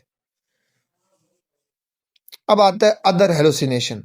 अब अदर हेलुसिनेशन में दूसरी किस्म की हेलुसिनेशन, सूंघने की हेलुसिनेशन, ऑल्फैक्टरी हेलुसिनेशन, और चखने की हेलुसिनेशन, गस्टेटरी हेलुसिनेशंस इसको हम कहते हैं। कभी कभी ब्रेन के टेम्पोरल लोब की खराबी की वजह से ये सामने आती है। खास तौर पर कॉम्प्लेक्स पार्शियल सीजर्स में ये कैफियत देखने को मिलती है। कभी कभी इंसान को जिस्म पर या जिस्म के अंदर कुछ महसूस होता है, लेकिन ये तय करना मुश्किल हो जाता है कि ये हेलुसिनेशन है या एल्यूजन। अब ये तमाम कंडीशंस कभी कभी शिजोफ्रेनिया में भी नजर आ सकती हैं। ख्वाब में हेलुसिनेशन होना एक बिल्कुल कॉमन बात है। इसी तरह जब इंसान ना पूरी तरह जाग रहा हो और ना पूरी तरह सो रहा हो, यानी जागने और सोने की दरमियानी हालत में हो, तो उस वक्त भी अजीब चीजें महसूस हो सकती हैं। अब इस कैफियत को हम कहते हैं हाइप्नागोगिक हेलुसिनेशन। अब इसका मतलब ये नहीं है कि कोई बीमारी या डिसऑर्डर है, मतलब बहुत ज़्यादा थकन की वजह से भी ये नॉर्मल हेलुसिनेशन हो सकती है, जैसे अचानक जोर की आवाज़ सुनाई दे या रोशनी की एक झलक दिखाई दे। तो इसलिए साइकोलॉजिस्ट को पेशेंट से ये बातें ज़रूर पूछनी चाहिए कि ये कैफियत किस वक्त हुई। क्या ये दिन के वक्त हुआ या रात के वक्त? क्या आप बिस्तर पर लेटे हुए थे और लाइट बंद थी? क्या आप पूरी तरह जाग रहे थे या नींद की हालत में थे? अब हम इन दोनों के डिफरेंस को देखते हैं।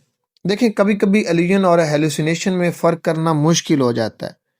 फॉर एग्जाम्पल, अगर पेशेंट ये कहे मुझे आवाज़ आई कि तुम्हें ख़ास तौर पर चुना गया, तो साइकोलॉजिस्ट को पेशेंट से ये सवाल ज़रूर पूछने चाहिए, आवाज़ कहाँ से आई? क्या इस वक्त या उस वक्त वहाँ कोई और मौजूद था?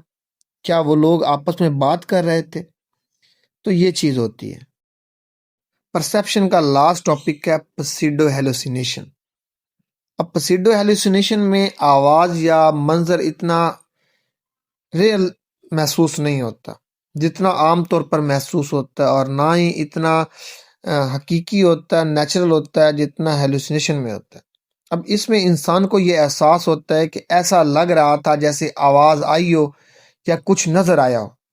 अब ये कंडीशन इंसान को अपने अंदर महसूस होती है, यानी आवाज़ ऐसे लगती है जैसे सर के अंदर से आ रही हो, या मंजर ऐसे महसूस होता है जैसे इंसान अपने अंदर की आंख से देख रहा हो।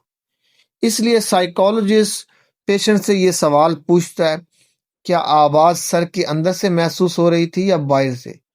क्या आपको लगा कि आवाज़ इनर एयर में थी या बाहर की तरफ से? अब देखो, पेसिडो हेलुसिनेशन में एल्यूजन्स की तरह जो डायग्नोसिस में ज़्यादा हेल्पफुल नहीं देती या इतनी हेल्पफुल नहीं होती। अब ये किसी भी मेंटल डिसऑर्डर में हो सकती है, और ऐसे लोगों में भी हो सकती है जो मेंटल पेशेंट नहीं है। अब ख़ास तौर पर ये कंडीशन उन लोगों में ज़्यादा देखी जा सकती है जो बहुत ज़्यादा ख्यालों में रहते हैं, जो या जिनकी समझ कमज़ोर होती है। अगर साइकोलॉजिस्ट pseudo हेलुसिनेशन और हेलुसिनेशन में डिफरेंस ना करे, तो कभी कभी वो पेशेंट या क्लाइंट को गलती से साइकोटिक समझ लिया जाता है। तो ये चीज़ बहुत ज़रूरी है। इंटेलेक्चुअल फंक्शंस, ये टेस्ट अमूमन उन पेशेंट्स के लिए होते हैं जो हॉस्पिटल की साइकेट्री वार्ड में ट्रीटमेंट के लिए आते हैं, और ये टेस्ट खास तौर पर उस वक्त ज़रूरी होते हैं जब ये शक हो कि ब्रेन की कोई फिजिकल इलनेस मौजूद है, मतलब ऑर्गेनिक ब्रेन सिंड्रोम हो। अब ये बात बहुत इंपॉर्टेंट है कि ये टेस्ट बिल्कुल ठीक तरीके से किए जाए। अगर टेस्ट गलत तरीके से किए जाए तो इन रिजल्ट्स का कोई फ़ायदा नहीं होता। अब टेस्ट शुरू करने से पहले साइकोलॉजिस्ट को क्लाइंट या पेशेंट को साफ साफ बताना चाहिए, मैं क्या करने जा रहा हूँ और क्यों करने जा रहा हूँ। साइकोलॉजिस्ट पेशेंट से या क्लाइंट से यूं कह सकता है, अब मैं आपसे कुछ और क्वेश्चंस पूछूंगा। इन सवालों से मुझे ये समझने में मदद मिलेगी कि आप चीज़ों को कितना ठीक तरह से समझ पा रहे हैं। ज़रूरी है कि आप पूरी कोशिश करें, चाहे सवाल आपको बहुत आसान लगें या बहुत मुश्किल। साइकोलॉजिस्ट को पेशेंट या क्लाइंट के दुरुस्त और गलत दोनों आंसर्स लिखने चाहिए। साथ साथ साइकोलॉजिस्ट को ये भी देखना चाहिए कि पेशेंट या क्लाइंट का बिहेवियर कैसा है। क्या पेशेंट या क्लाइंट दिल लगाकर जवाब दे रहा है, आंसर देने की कोशिश कर रहा है, या पेशेंट या क्लाइंट बहुत ज़्यादा घबराया हुआ है, एंशियस है, या स्ट्रेसफुल है, या बहुत ज़्यादा डिप्रेस है, उदास है। क्या पेशेंट या क्लाइंट जल्दी तंग हो जाता है, या ये कहकर सवाल छोड़ देता है कि ये बहुत ही मामूली सवाल है। जब साइकोलॉजिस्ट रिजल्ट समझने लगे तो उसे ये बात याद रखनी चाहिए, इन टेस्टों पर पेशेंट या क्लाइंट की जो इंटेलिजेंस और उसकी एजुकेशन दोनों का असर होता है। इसलिए पेशेंट या क्लाइंट की एजुकेशन और उसका पेशा जानना बहुत ज़रूरी है। तब जाकर साइकोलॉजिस्ट ये फैसला कर सकता है कि मसला वाकई डिजीज़ की वजह से या किसी और वजह से। अब इसी में एक टॉपिक आता है ओरिएंटेशन। अब ओरिएंटेशन क्या होता है कि सबसे पहले साइकोलॉजिस्ट को पेशेंट या क्लाइंट की ओरिएंटेशन देखनी चाहिए, यानी पेशेंट को वक्त और जगह की कितना अंदाज़ा है। साइकोलॉजिस्ट पेशेंट से ये सवाल पूछता है, आज हफ्ते का कौन सा दिन है, घड़ी देखे बगैर बताएं, इस वक्त तकरीबन क्या वक्त होगा, आज की डेट और ईयर क्या है, ये जगह क्या है, इस जगह का नाम क्या है। अगर पेशेंट इन सवालों के जवाब ठीक ना दे, तो साइकोलॉजिस्ट फिर आसान सवाल करता है, ये किस किस्म की जगह है, हम किस शहर में हैं, आप अपने घर से यहाँ कैसे पहुंचे, आपका नाम क्या है, मैं कौन हूँ। अगर पेशेंट या क्लाइंट ये सवाल भी ना कर पाए तो साइकोलॉजिस्ट और भी सिंपल क्वेश्चंस पूछता है। इस वक्त दिन है या रात? आपके ख्याल में वक्त सुबह 9 बजे के करीब है या दोपहर के? आज मंडे है या ट्यूसडे? आज या महीने की शुरुआत है या आखिर? तो ये चीज़ होती है इसमें। अब ये बात बहुत इंपॉर्टेंट है कि हर पेशेंट, एवरी पेशेंट को अपनी पहचान के बारे में क्वेश्चंस का दुरुस्त जवाब आना चाहिए। यानी पेशेंट को अपना नाम मालूम होना चाहिए, उसे ये मालूम होना चाहिए कि वो अस्पताल में है और इस हॉस्पिटल का नाम क्या है। उसे वीक के दिन का सही अंदाज़ा होना चाहिए और वक्त का अंदाज़ा तकरीबन 1 घंटे के अंदर अंदर होना चाहिए। जैसे कि हम पूछते हैं ना कि क्या बता सकते हैं कि इस वक्त कौन सा, मतलब क्या टाइम हो रहा होगा, अंदाजे से बताएं। तो साइकोलॉजिस्ट को पेशेंट के जवाब लफ्ज़ ब लफ्ज़ लिखने चाहिए और साथ दुरुस्त जवाब ब्रैकेट में लिखने चाहिए। अब साइकोलॉजिस्ट को दूसरी ऐसी बातें भी नोट करनी चाहिए जो ये बताती हैं कि पेशेंट कन्फ्यूजन में है। फॉर एग्जांपल, पेशेंट कई दिन हॉस्पिटल में रहने के बाद वार्ड में रास्ता ना ढूंढ पाए या पेशेंट गलत बिस्तर पर जाकर लेट जाए, तो डिसओरिएंटेशन सबसे अहम सिम्टम है।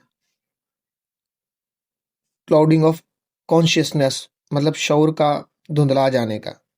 अब ये कैफियत खास तौर पर डिलीरियम में नजर आती है। अब इसमें क्या होता है कि इस हालत में पेशेंट को इर्द गिर्द की समझ कम हो जाती है, उसका जो ध्यान है, अवेयरनेस है, वो बढ़ जाती है चीज़ों में, वक्त का पता नहीं रहता, जगह का मकसद समझ नहीं आता और वो इर्द गिर्द के लोगों का किरदार भी समझ नहीं पाता या उसे समझ में नहीं आता। लेकिन ये भी याद रखें कि वक्त और जगह के क्वेश्चंस में मिस्टेक हमेशा डिलीरियम की वजह से नहीं होती। कभी ये वीकनेस मेमोरी की वजह से भी हो सकती है, जैसे डिमेंशिया में होता है, और कभी मूड डिसऑर्डर में, जहाँ पेशेंट की दिलचस्पी, इंटरेस्ट बहुत लिमिटेड हो जाता है, जैसा कि इफेक्टिव डिसऑर्डर में। फिर आता है अटेंशन एंड कंसंट्रेशन, मतलब तवज्जो और ध्यान। ये मेंटल स्टेट एग्जामिनेशन में बड़ी इंपॉर्टेंट चीज़ है, इसको देखें। जब साइकोलॉजिस्ट क्लाइंट या पेशेंट से हिस्ट्री लेता है तो उस दौरान अक्सर पेशेंट की अटेंशन और कंसंट्रेशन में जो कमी होती है सामने आ जाती है। यानी पेशेंट का ध्यान ठीक से नहीं लगता या फिर वो जिस बात पर ध्यान दे रहा होता है वो बहुत जल्द बदल जाता है। फॉर एग्जाम्पल, पेशेंट किसी बात पर बात कर रहा होता है और अचानक उसका ध्यान किसी और चीज की तरफ चला जाता है। मसलन, पेशेंट साइकोलॉजिस्ट का सवाल सुनकर बाहर हरे भरे दरख्तों की तरफ देखने लगता है या फिर टेबल पर रखी किताब की तरफ उसका ध्यान चला जाता है।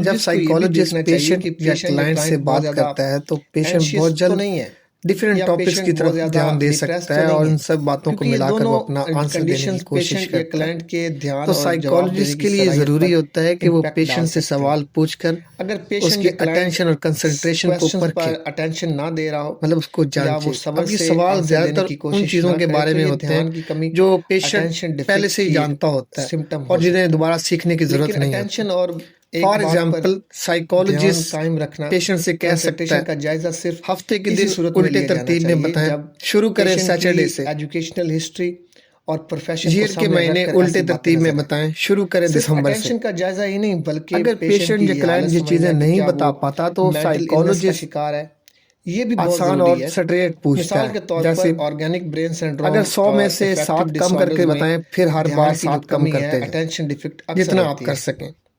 तो ये जो क्वेश्चन है ज्यादातर पेशेंट की एजुकेशन और इंटेलिजेंस पर डिपेंडेंट होते हैं। इसीलिए पेशेंट की जो एजुकेशनल बैकग्राउंड और प्रोफेशन को देखना बहुत ज़रूरी होता है, ताकि ये समझा जा सके कि पेशेंट सवाल को क्यों नहीं समझ पा रहा। अब इन टेस्टों के दौरान साइकोलॉजिस्ट को पेशेंट या क्लाइंट का अटेंशन रिकॉर्ड करना चाहिए। उसे ये देखना चाहिए कि पेशेंट सवाल हल करते वक्त क्या पूरी कोशिश कर रहा है। साइकोलॉजिस्ट को ये भी देखना चाहिए कि पेशेंट बहुत ज़्यादा घबराया हुआ तो नहीं है, मतलब एंशियस तो नहीं है, या पेशेंट या क्लाइंट बहुत ज़्यादा डिप्रेस तो नहीं है, क्योंकि ये दोनों कंडीशंस पेशेंट के ध्यान और जवाब देने की जो एक कैपेबिलिटी होती है उस पर इम्पैक्ट डाल सकती है। अगर पेशेंट या क्लाइंट क्वेश्चंस पर अटेंशन ना दे रहा हो या वो सब्र से जवाब देने की कोशिश ना करे तो ये ध्यान की कमी जो अटेंशन डिफिक्ट की एक अलामत हो सकती है, सिम्टम हो सकता है। लेकिन अटेंशन और एक बात पर ध्यान कायम रखना, कंसंट्रेशन का जो एक जायज़ा है, सिर्फ इसी सूरत में लिया जाना चाहिए जब पेशेंट या क्लाइंट की एजुकेशनल हिस्ट्री और प्रोफेशन को सामने रखकर ऐसी बातें नज़र आए। सिर्फ अटेंशन का जायज़ा ही नहीं, बल्कि पेशेंट की ये हालत समझना कि क्या वो मेंटल इलनेस का शिकार है, ये भी बहुत ज़रूरी है। For example, organic brain syndrome और इफेक्टिव डिसऑर्डर्स में अटेंशन डिफिक्ट अक्सर होती है, मतलब ध्यान की कमी अक्सर देखने को मिलती है। फिर आता है रजिस्ट्रेशन और शॉर्ट टर्म मेमोरी, मतलब फौरन याद करना और शॉर्ट टर्म मेमोरी जिसे हम जानते हैं। अब इस पार्ट में साइकोलॉजिस्ट ये देखता है कि पेशेंट या क्लाइंट फौरन बात पकड़ता है या नहीं, और फिर वही बात कुछ देर बाद भी याद रहती है या नहीं। साइकोलॉजिस्ट पेशेंट से ये सवाल पूछ सकता है, अभी तक हमने कौन कौन से टेस्ट किए हैं, आपको याद है हम कुछ देर से किन बातों पर बातचीत कर रहे हैं, मतलब गुफ्तगू कर रहे हैं, टॉक कर रहे हैं। अब ये क्वेश्चन इसलिए भी पूछे जाते हैं ताकि साइकोलॉजिस्ट ये जान सके कि पेशेंट की शॉर्ट टर्म मेमोरी ठीक काम कर रही है या नहीं। फिर आता है डिजिट स्पैन, मतलब नंबर याद करके दोहराना। अब ये टेस्ट ये देखता है कि पेशेंट या क्लाइंट नंबर फौरन याद, मतलब इमीडिएट रिकॉल करके वापस बोल सकता है या नहीं। इसे कहते हैं रजिस्ट्रेशन और फौरी यादाश्त, इमीडिएट रिकॉल कहा जाता है इसे। देखिए, साइकोलॉजिस्ट पेशेंट को पहले आसान, मतलब अल्फाज में समझाता है। अब मैं आपको कुछ नंबर बोलूंगा, आपने उन नंबर को याद रखना है। अब इसका मतलब है रजिस्ट्रेशन। जब मैं बोलना बंद करूं तो आपने वही नंबर उसी सीक्वेंस से, उसी तरतीब से वापस बोलने। ये होता है इमीडिएट रिकॉल, फौरी याददाश्त। फॉर एग्जाम्पल, अगर मैं कहूँ 247 तो आपने मुझे 247 वापस बोलना है। फिर साइकोलॉजिस्ट 3 नंबर बोलता है। बोलने की रफ्तार तकरीबन 1 नंबर फी सेकंड रखी जाती है। साइकोलॉजिस्ट किसी एक नंबर पर जोर नहीं देता, सब नंबर एक जैसे अंदाज में बोले जाते हैं। फिर पेशेंट या क्लाइंट फौरन वो नंबर वापस बोलता है, इसे हम कहते हैं इमीडिएट रिकॉल। अगर पेशेंट 3 नंबर सही बोल दे तो साइकोलॉजिस्ट 4 नंबर बोलता है, लेकिन नए नंबर के साथ। फिर 5 नंबर, फिर 6 नंबर। ये अमल इसी तरह जारी रहता है यहाँ तक कि पेशेंट या क्लाइंट किसी नंबर पर गलती कर दे। फॉर एग्जाम्पल, मिसाल के तौर पर 7 नंबरों पर। आखिर में साइकोलॉजिस्ट नोट करता है कि पेशेंट या क्लाइंट ज्यादा से ज्यादा कितने नंबर सही तरतीब से, करेक्ट सीक्वेंस से बोल सका। अब ज्यादातर जो अडल्ट होते हैं, अडल्ट लोग होते हैं, अडल्ट पीपल होते हैं, तकरीबन 7 नंबर दुरुस्त बोल लेते हैं। अगर पेशेंट या क्लाइंट 5 या इससे कम नंबर ही ठीक बोले तो ये यादाश्त की कमजोरी की तरफ एक मजबूत पावरफुल साइन होता है। फिर आता है स्टैंड फॉर बिनाइट सेंटेंस, मतलब सेंटेंस याद करके दोहराना। अब ये टेस्ट भी फौरन याद करके और फौरन वापस बोलने के लिए है। इसमें पेशेंट या क्लाइंट की जो समझ बूझ है, जिसे हम इंटेलिजेंस कहते हैं, उसको भी सामने रखा जाता है। साइकोलॉजिस्ट पेशेंट को यूं समझाता है, अब मैं आपको एक जुमला सुनाऊंगा, आपने गौर से सुनना है, फिर आपने वही जुमला जितना ठीक हो सके वैसे ही वापस दोहरा देना है। फिर साइकोलॉजिस्ट नीचे वाला एक जुमला आहिस्ता और सीधे अंदाज में पढ़ता है। साइकोलॉजिस्ट सिर्फ एक ही बार जुमला पढ़ता है, सेंटेंस पढ़ता है। फिर फौरन पेशेंट से कहता है कि वो जुमला दोहराए। अगर पेशेंट गलती करे तो साइकोलॉजिस्ट आसान सेंटेंस दे देता है। अगर पेशेंट सही दोहराए तो साइकोलॉजिस्ट मुश्किल एक सेंटेंस दे देता है। साइकोलॉजिस्ट पेशेंट या क्लाइंट का जवाब लफ्ज ब लफ्ज लिख लेता है। अब जुमले कौन से हैं? फर्स्ट है वेरी लो इंटेलिजेंस लेवल, पहला बहुत कम समझ वाला जो है, कल हम अपनी गाड़ी में सड़क पर एक चक्कर लगाने गए थे, वो सड़क एक ब्रिज के ऊपर से गुजरती है, ये आसान है। दूसरा है मीडियम इंटेलिजेंस लेवल, दरमियानी समझ वाला, हवाई जहाज ने बहुत एहतियात से वहां लैंडिंग की, वो जगह पहले से ही उसके लिए तैयार की गई थी। फिर आता है नॉर्मल इंटेलिजेंस लेवल, आम समझ वाला। अब लाल सर वाले परिंदों ने बहुत शोर मचाया, वो बच्चे को घोंसले से दूर करने की कोशिश कर रहे थे। फिर आता है हाई इंटेलिजेंस लेवल, बहुत समझदार। अब हफ्ते के आखिर में न्यूज़पेपर ने एक बड़े टूरिस्ट के जितने भी एक्सपीरियंस थे पूरी डिटेल से पब्लिश कर दिए। फिर एक और टेस्ट है जिसे हम कहते हैं नेम एड्रेस फ्लावर, मतलब नाम, पता और फूल। अब ये टेस्ट तीन चीजें देखता है। फौरन याद करना मतलब रजिस्ट्रेशन, दूसरा फौरन वापस बोल देना इमीडिएट रिकॉल, थर्ड है कुछ देर बाद भी याद रहना शॉर्ट टर्म मेमोरी। अब साइकोलॉजिस्ट पेशेंट को यूं समझाता है। अब मैं आपको एक ख्याली आदमी का नाम और पता बताऊंगा और एक फूल का नाम बताऊंगा जो उसे पसंद है। अब ये याददाश्त का एक आम टेस्ट है, हम ये सबको करते हैं। आपने कोशिश करनी कि इसे याद करें और जैसे ही मैं ख़त्म करूं आपने ये सब मुझे वापस बता देना। फिर साइकोलॉजिस्ट ये बताता है नाम जनाब सलीम खान, पता मकान नंबर 118 गुलशन टेरेस ब्लॉक बी लाहौर 13, फूल उसे पसंद है डैफोडिल। फिर साइकोलॉजिस्ट कहता है अब आप मुझे यही वापस बताएं। साइकोलॉजिस्ट वो नाम और पता भी लिखता है जो उसने दिया और पेशेंट का फौरी जवाब भी लिखता है।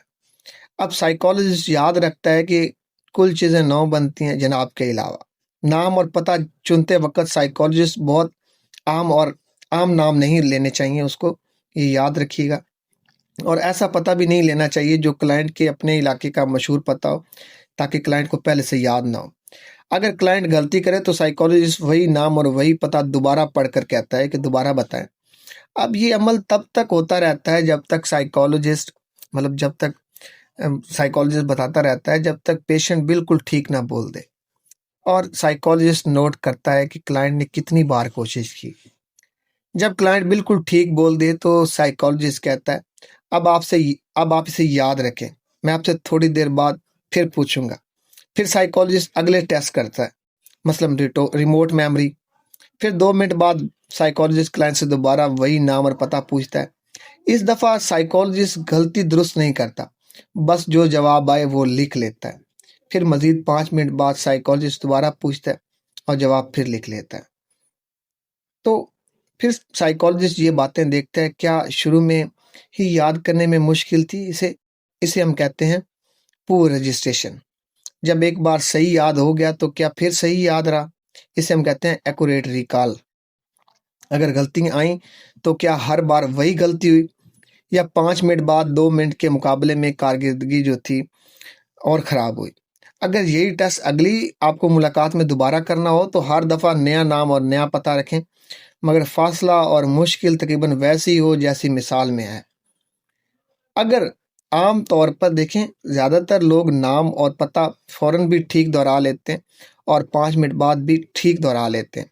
अगर 5 मिनट बाद 3 या इससे ज़्यादा गलतियाँ हों तो ये याददाश्त की एक ऐसी कमी की तरफ पावरफुल साइन होता है जो साइकोलॉजी और साइकेट्री में बड़ा ही इंपॉर्टेंट समझा जाता है। फिर आता है लॉन्ग टर्म मेमोरी। अब क्लाइंट की लॉन्ग टर्म मेमोरी चेक करने के लिए साइकोलॉजिस्ट क्लाइंट से उसके गुजरे हुए वक्त की मेमोरीज पूछता है। अब ये क्वेश्चंस क्लाइंट के पुराने पास्ट एक्सपीरियंस को याद रखने की एक एबिलिटी को चेक करने के लिए किए जाते हैं। लॉन्ग टर्म मेमोरी में फर्स्ट हम देखते हैं रिसेंट मेमोरी को, मतलब करीब की याददाश्त। अब रिसेंट मेमोरी को चेक करने के लिए साइकोलॉजिस्ट क्लाइंट से पिछले दिनों की बातें पूछता है, जैसे आप हॉस्पिटल कब आए थे, आपको यहाँ कौन लाया था, अब तक हम किस मौजू पर बात कर चुके हैं, मतलब किस किस टॉपिक पर बात कर चुके हैं। अब ये क्वेश्चन इसलिए किए जाते हैं ताकि साइकोलॉजिस्ट ये देख सके कि क्लाइंट या पेशेंट की रिसेंट मेमोरी याद है उसे या नहीं। अगर पेशेंट या क्लाइंट इन क्वेश्चंस के जवाब ठीक से दे रहा हो तो इसका मतलब है कि उसकी जो रिसेंट मेमोरी है बिल्कुल ठीक है। फिर आता है इसमें रिमोट मेमोरी। अब रिमोट मेमोरी की जो एक याददाश्त को चेक करने के लिए साइकोलॉजिस्ट क्लाइंट से उसके ओल्ड एक्सपीरियंस के बारे में क्वेश्चन करता है। फॉर एग्जाम्पल, आपके आखिरी स्कूल का क्या नाम था, उस स्कूल के हेडमास्टर का नाम क्या था, आपकी शादी कब हुई थी। अब ये क्वेश्चन पेशेंट या क्लाइंट के पुराने जो ओल्ड एक्सपीरियंस की याद को चेक करने के लिए किए जाते हैं। अब इस किस्म के क्वेश्चंस का पर्पस ये देखना है कि पेशेंट या क्लाइंट को पुराने जो ओल्ड एक्सपीरियंस जो पुराने वक्त के बारे में कितनी इंफॉर्मेशन याद है। अच्छा देखो, जनरल नॉलेज के जो क्वेश्चंस हैं, फिर कुछ क्वेश्चंस आम जनरल नॉलेज के बारे में पूछे जाते हैं ताकि पेशेंट की एजुकेशन और इंटेलिजेंस को चेक किया जा सके।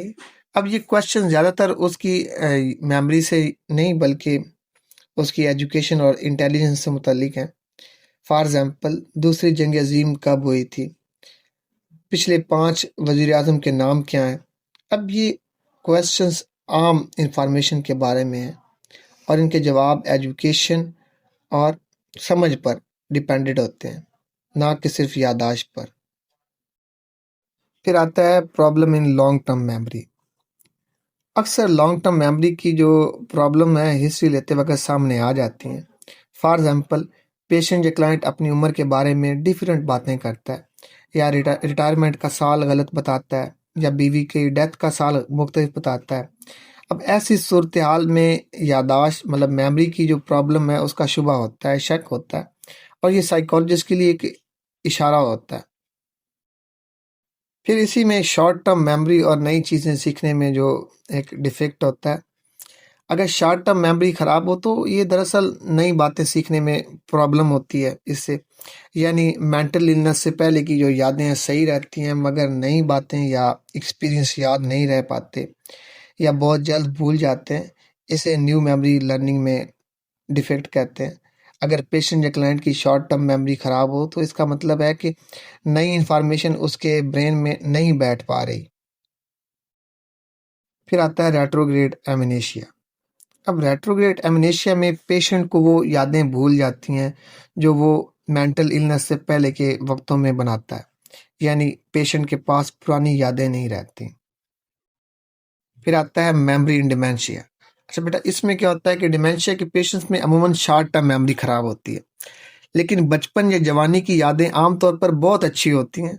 लेकिन एक अहम बात जो साइकोलॉजिस्ट को याद रखनी चाहिए वो ये है कि कॉन्फबुलेशन में कभी पेशेंट अपनी कमजोरी को छुपाने के लिए खुद से कहानियां बना लेता है। इसे हम कहते हैं कॉन्फिबुलेशन। पेशेंट को याद नहीं आ रहा होता तो वो खुद से आंसर गढ़ लेता है, लेकिन जब डिमेंशिया की हालत बढ़ती है तो लॉन्ग टर्म मेमोरी भी खराब होने लगती है। इंटेलिजेंस। अच्छा, इंटेलिजेंस क्या होता है और हम इसे मेंटल स्टेट में कैसे असेस करते हैं? सबसे पहले इन चीज़ों को देखते हैं। अब साइकोलॉजिस्ट को क्लाइंट की इंटेलिजेंस का अंदाज़ा एज अ साइकोलॉजिस्ट मैंने देखा है कि अमूमन हिस्ट्री लेते वक्त हो जाता है। अब साइकोलॉजिस्ट ये देखता है कि क्लाइंट कौन से लफ्ज़ बोलता है, कितने लफ्ज़ जानता है, और वो बात को कितनी समझ के साथ बयान करता है। साइकोलॉजिस्ट ये भी देखता है कि क्लाइंट के जो थॉट्स हैं कितने सिंपल या कितने मुश्किल अंदाज में बता रहा है, और जो स्टैनफोर्ड बिनाइट सेंटेंस क्लाइंट ने सही याद करके दोहराए वो भी इसमें हेल्प देते हैं।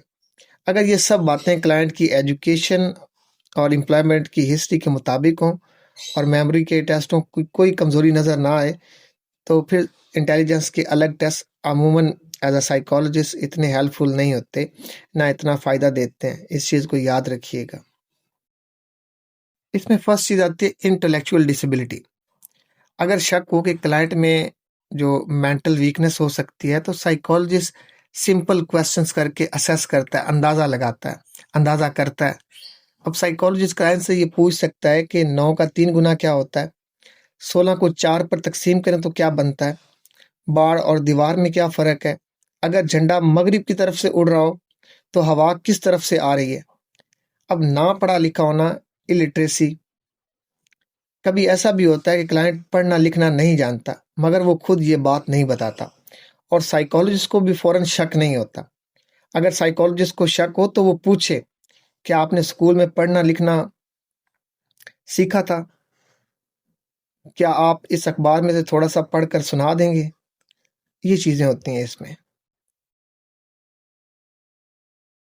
फिर इसमें आता है अब्स्ट्रैक्शन, मतलब कहावत का मतलब समझना। अब कहावत का मतलब समझने वाले सवाल बाज़ औक़ात साइकोलॉजिस्ट के काम आते हैं। अब ये क्वेश्चंस खास तौर पर तब फ़ायदा देते हैं जब साइकोलॉजिस्ट को शक हो कि क्लाइंट की सोच में गड़बड़ है, यानी उसे थॉट डिसऑर्डर है। अब ये क्वेश्चन रूटीन में हर क्लाइंट से नहीं करने चाहिए, सिर्फ शक की सूरत में। साइकोलॉजिस्ट पहले एग्जाम्पल देकर समझाता है। साइकोलॉजिस्ट कहता है, कहावत वो बात होती है जिसका मतलब कॉमन होता है। फॉर एग्जाम्पल, ज़्यादा बावर्ची शोरबा ख़राब कर देते हैं। इसका मतलब ये है कि अगर बहुत ज़्यादा लोग एक ही काम करें तो काम बिगड़ जाता है। फिर साइकोलॉजिस्ट क्लाइंट से पूछता है, क्या आपने सुना है कि सूरज चमके तो घास काट लो। अगर क्लाइंट कहे हाँ, तो आप कह सकते हैं कि इसका मतलब बता दें। साइकोलॉजिस्ट क्लाइंट का जवाब लिखता है। अगर जवाब ठीक हो तो साइकोलॉजिस्ट उससे मुश्किल कहावत पूछता है। अब आप ये समझाएं कि जो शीशे के घर में रहते हैं उन्हें पत्थर नहीं मारने चाहिए। फिर साइकोलॉजिस्ट ये देखता है कि पेशेंट या क्लाइंट का आंसर किस तरफ जा रहा है। क्या जवाब में जो थॉट है, वो सोच है, टूटी हुई लग रही है, जो शिज़ोफ्रेनिया की तरफ इशारा कर सकती है, या जवाब बहुत स्ट्रेट और बस ज़ाहिरी है, जो ऑर्गेनिक डैमेज या कम समझ की तरफ इशारा कर सकती है। फिर आता है इंसाइट एंड जजमेंट, मतलब अपनी जो प्रॉब्लम है या बीमारी है या डिजीज़ है या इलनेस है, उसकी समझ और फैसला। अब क्लाइंट को अपनी जो मेंटल डिसऑर्डर है या मेंटल इलनेस के बारे में जो समझ है, इंसाइट, आमतौर पर मुकम्मल या 100% करेक्ट नहीं होती। इसी तरह ये भी होता है कि क्लाइंट में जो प्रॉब्लम है या डिसऑर्डर की जो समझ है बिल्कुल मौजूद नहीं हो। इसलिए साइकोलॉजिस्ट को ऐसे आम सेंटेंस नहीं लिखने चाहिए जैसे कि गुड इंसाइट या बैड इंसाइट। क्लाइंट की समझ जो है हिस्ट्री और असेसमेंट के डिफरेंट पार्ट्स में सामने आती रहती है। अब ये बातें बहुत कॉमन है। क्लाइंट यूँ भी कह सकता है कि मुझे कुछ नहीं हुआ, मैं बीमार नहीं हूँ, डॉक्टर ने कहा था कि आपसे मिल लूँ, मेरी बीवी को आना चाहिए, मुझे बस नींद की थोड़ी मजबूत गोलियां चाहिए प्लीज। कभी पेशेंट के अल्फाज और उसका अमल आपस में नहीं मिलते। फॉर एग्जाम्पल, पेशेंट कहता है कि मैं जहनी मरीज नहीं, लेकिन फिर भी वो अपनी मर्जी से साइकेट्री वार्ड में दाखिल होने पर एग्री हो जाता है और जो मेंटल प्रॉब्लम की मेडिसिन भी खाता है, साथ थेरेपी भी करवाता है। इसलिए साइकोलॉजिस्ट को ये सवाल करने चाहिए, क्या आपको लगता है कि आप बीमार हैं? क्या आपको कैसी बीमारी लगती है? आपको कैसी बीमारी लगती है? क्या आपको लगता है कि ये एक न्यूरोलॉजिकल और मेंटल डिसऑर्डर बीमारी हो सकती है? फिर साइकोलॉजिस्ट ये देखता है कि क्लाइंट अपने सिम्टम्स को कितना सही समझता है। फॉर एग्जाम्पल, क्या क्लाइंट ये समझता है कि गिल्ट वाला जो एहसास है और खुदकशी के जो थॉट्स हैं डिप्रेशन की वजह से है और ये ठीक भी हो सकते हैं? क्या क्लाइंट आवाज़ें, जिसे हम ऑडिटरी हेलुसिनेशन कहते हैं, सुनने को गैर मामूली समझता है, अनयूजुअल एक्सपीरियंस समझता है और इलाज ज़रूरी समझता है, या वो उसे आम बात समझता है कि दूसरे भी ऐसा करते हैं और साइकोलॉजिस्ट को दिखाने की ज़रूरत नहीं? फिर साइकोलॉजिस्ट को मज़ीद क्वेश्चंस करने पड़ते हैं या पढ़ सकते हैं, ताकि क्लाइंट की जो सोच है मालूम हो सके कि वो बीमारी की वजह से और इलाज के बारे में क्या समझता है। मतलब बीमारी की वजह और इलाज के बारे में क्या समझता है। आपके ख्याल में ये बीमारी क्यों हुई? क्या कोई ऐसा वाक़या हुआ जिसने आपको बहुत परेशान किया? आपको इस वक़्त किस किस्म की मदद चाहिए? जो क्लाइंट की सोच हकीकत से कितनी करीब है। क्लाइंट की जो सोच है या समझ है इलाज के फैसलों पर बड़ा असर डालती है। फॉर एग्जांपल, अगर एक पेशेंट को खुदकुशी के ख्यालात आते हैं और वो ये ना समझे कि ये एक ऐसी बीमारी की अलामत है जिसका इलाज हो सकता है और इलाज का अच्छा मतलब गुड प्रोग्नोसिस हो सकता है, तो वो क्लाइंट उन थॉट्स पर अमल करने के ज़्यादा करीब हो सकता है। ऐसे क्लाइंट को ज़्यादा सुपरविजन की ज़रूरत होती है और अक्सर इसे अस्पताल के अंदर इन पेशेंट रखना पड़ता है। दूसरा होता है, इसी तरह एक चीज़ देखें कि अगर एक क्लाइंट को ये ख्याल हो कि मुझे कोई नुकसान पहुंचा सकता है और वो ये ना समझे कि ये बीमारी की वजह से है, तो वो क्लाइंट अपने बचाव के लिए दूसरे पर हमला भी कर सकता है।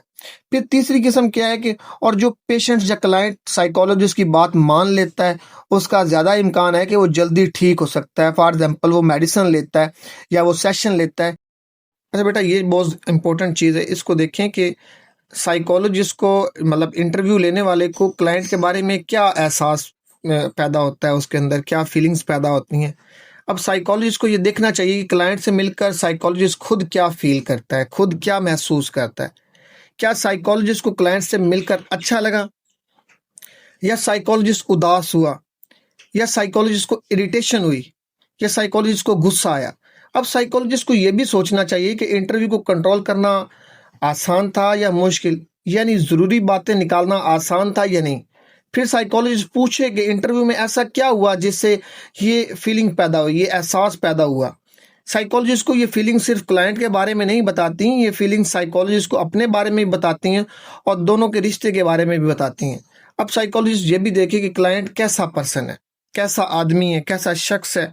क्या क्लाइंट खामोश है और दूसरों पर ज़्यादा डिपेंडेंट है, जो साइकोलॉजिस्ट में सिंपैथी भी पैदा करे और इरिटेशन भी, या क्लाइंट एग्रेसिव है और बहुत बोम्बास्टिक बोलता है, या सिर्फ अपने बारे में सोचता है, और क्या उसने इंटरव्यू को कंट्रोल करना चाहा, ज़रूरी बातें लेने नहीं दी और साइकोलॉजिस्ट को आखिरी में इनएडिकेट और गुस्से में छोड़ दिया, या क्लाइंट बार बार कहता है कि दूसरों ने, खास तौर पर डॉक्टरों और साइकोलॉजिस्ट ने उसे बड़ा मायूस किया है, और इस तरह साइकोलॉजिस्ट के अंदर गिल्ट वाला जो एक एहसास पैदा हो जाता है।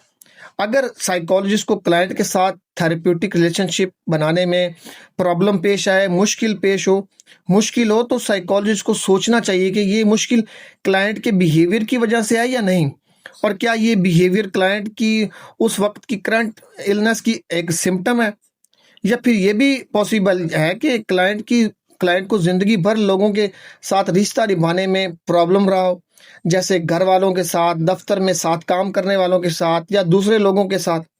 अक्सर ऐसा होता है कि साइकोलॉजिस्ट का क्लाइंट के बारे में जो रिएक्शन होता है, वैसा ही रिएक्शन दूसरे लोगों का भी होता है, और इससे क्लाइंट की पर्सनैलिटी के बारे में काफ़ी हमें समझ आ जाती है। अब हम टोटल एक जितना भी हमने पढ़ा है, इसके हम एक एग्जाम्पल देखते हैं।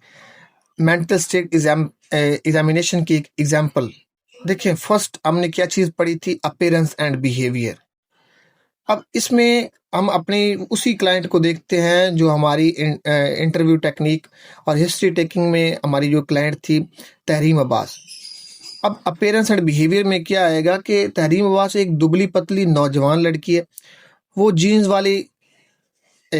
और दाग वाली टी शर्ट पहने हुए है, और उसके दाएं बाजू के ऊपर वाले हिस्से पर टैटू बना हुआ है। जैसे कि आजकल टैटू हमारे माशरे में आम हो गया है, जो टेम्परेरी टैटू से होते हैं। जब मैंने अपना तारुफ करवाया तो उसने हाथ मिलाने से इनकार कर दिया। शुरू में वो आंख मिलाकर आई कांटेक्ट बात भी नहीं कर रही थी, लेकिन इंटरव्यू के बाद वाले जो पार्ट में उसकी आंख वाल का जो मसला था, आंख मिलाकर बात करने में कुछ बेहतरी होगी, और फिर हम बातचीत में एक अंडरस्टैंडिंग बना सके। इंटरव्यू के दौरान वो सीधी और बिल्कुल टेंस अपराइट पोस्चर में बैठी रही। कभी कभी वो कुर्सी पर हल्का सा आगे पीछे हिलती भी रही। इंटरव्यू में वो कई बार बहुत रोई, खास तौर पर जब वो अपने मंगेतर से रिश्ता खत्म होने की बात करती, और जब वो अपनी दादी के इंतकाल की बात करती थी। अब ये चीज़ें भी, ये किस में आ गया, अपीयरेंस एंड बिहेवियर में हम ये चीज़ देखते हैं। फिर आता है स्पीच, बात करने का अंदाज। उसकी आवाज़ बहुत स्लो थी, और सवाल सुनकर मतलब जवाब देने में उसको हल्की सी देर लगती थी। उसकी अपनी तरफ से बात कम थी, सिवाय उसके कि वो अपने जो फिजिकल हेल्थ की बात शुरू कर देती थी, लेकिन उसके आंसर समझ में आते थे, सीधे थे और बात के मुताबिक थे। सोच की कोई खराबी का कोई हमें सबूत नहीं मिला। फॉर्मल थॉट डिसऑर्डर मतलब। फिर हम देखते हैं मूड को। अब वो अपना मूड बहुत डाउन बताती है, वो उदास भी लग रही थी, और ज़्यादातर इंटरव्यू में बहुत तनाव महसूस करती थी, तनाव में भी थी। जब वो अपने मंगेतर की बात करती तो वो रोने लगती थी। तो बार बार ये थॉट बताती थी कि ज़िंदगी जीने के काबिल नहीं, लेकिन उसके पास कोई पक्का प्लान नहीं है। वो कहती है, मुझे नहीं पता, अगर पिछली बार काम ना करता तो मैं क्या करती, मैं वो भी ठीक से नहीं कर पाई।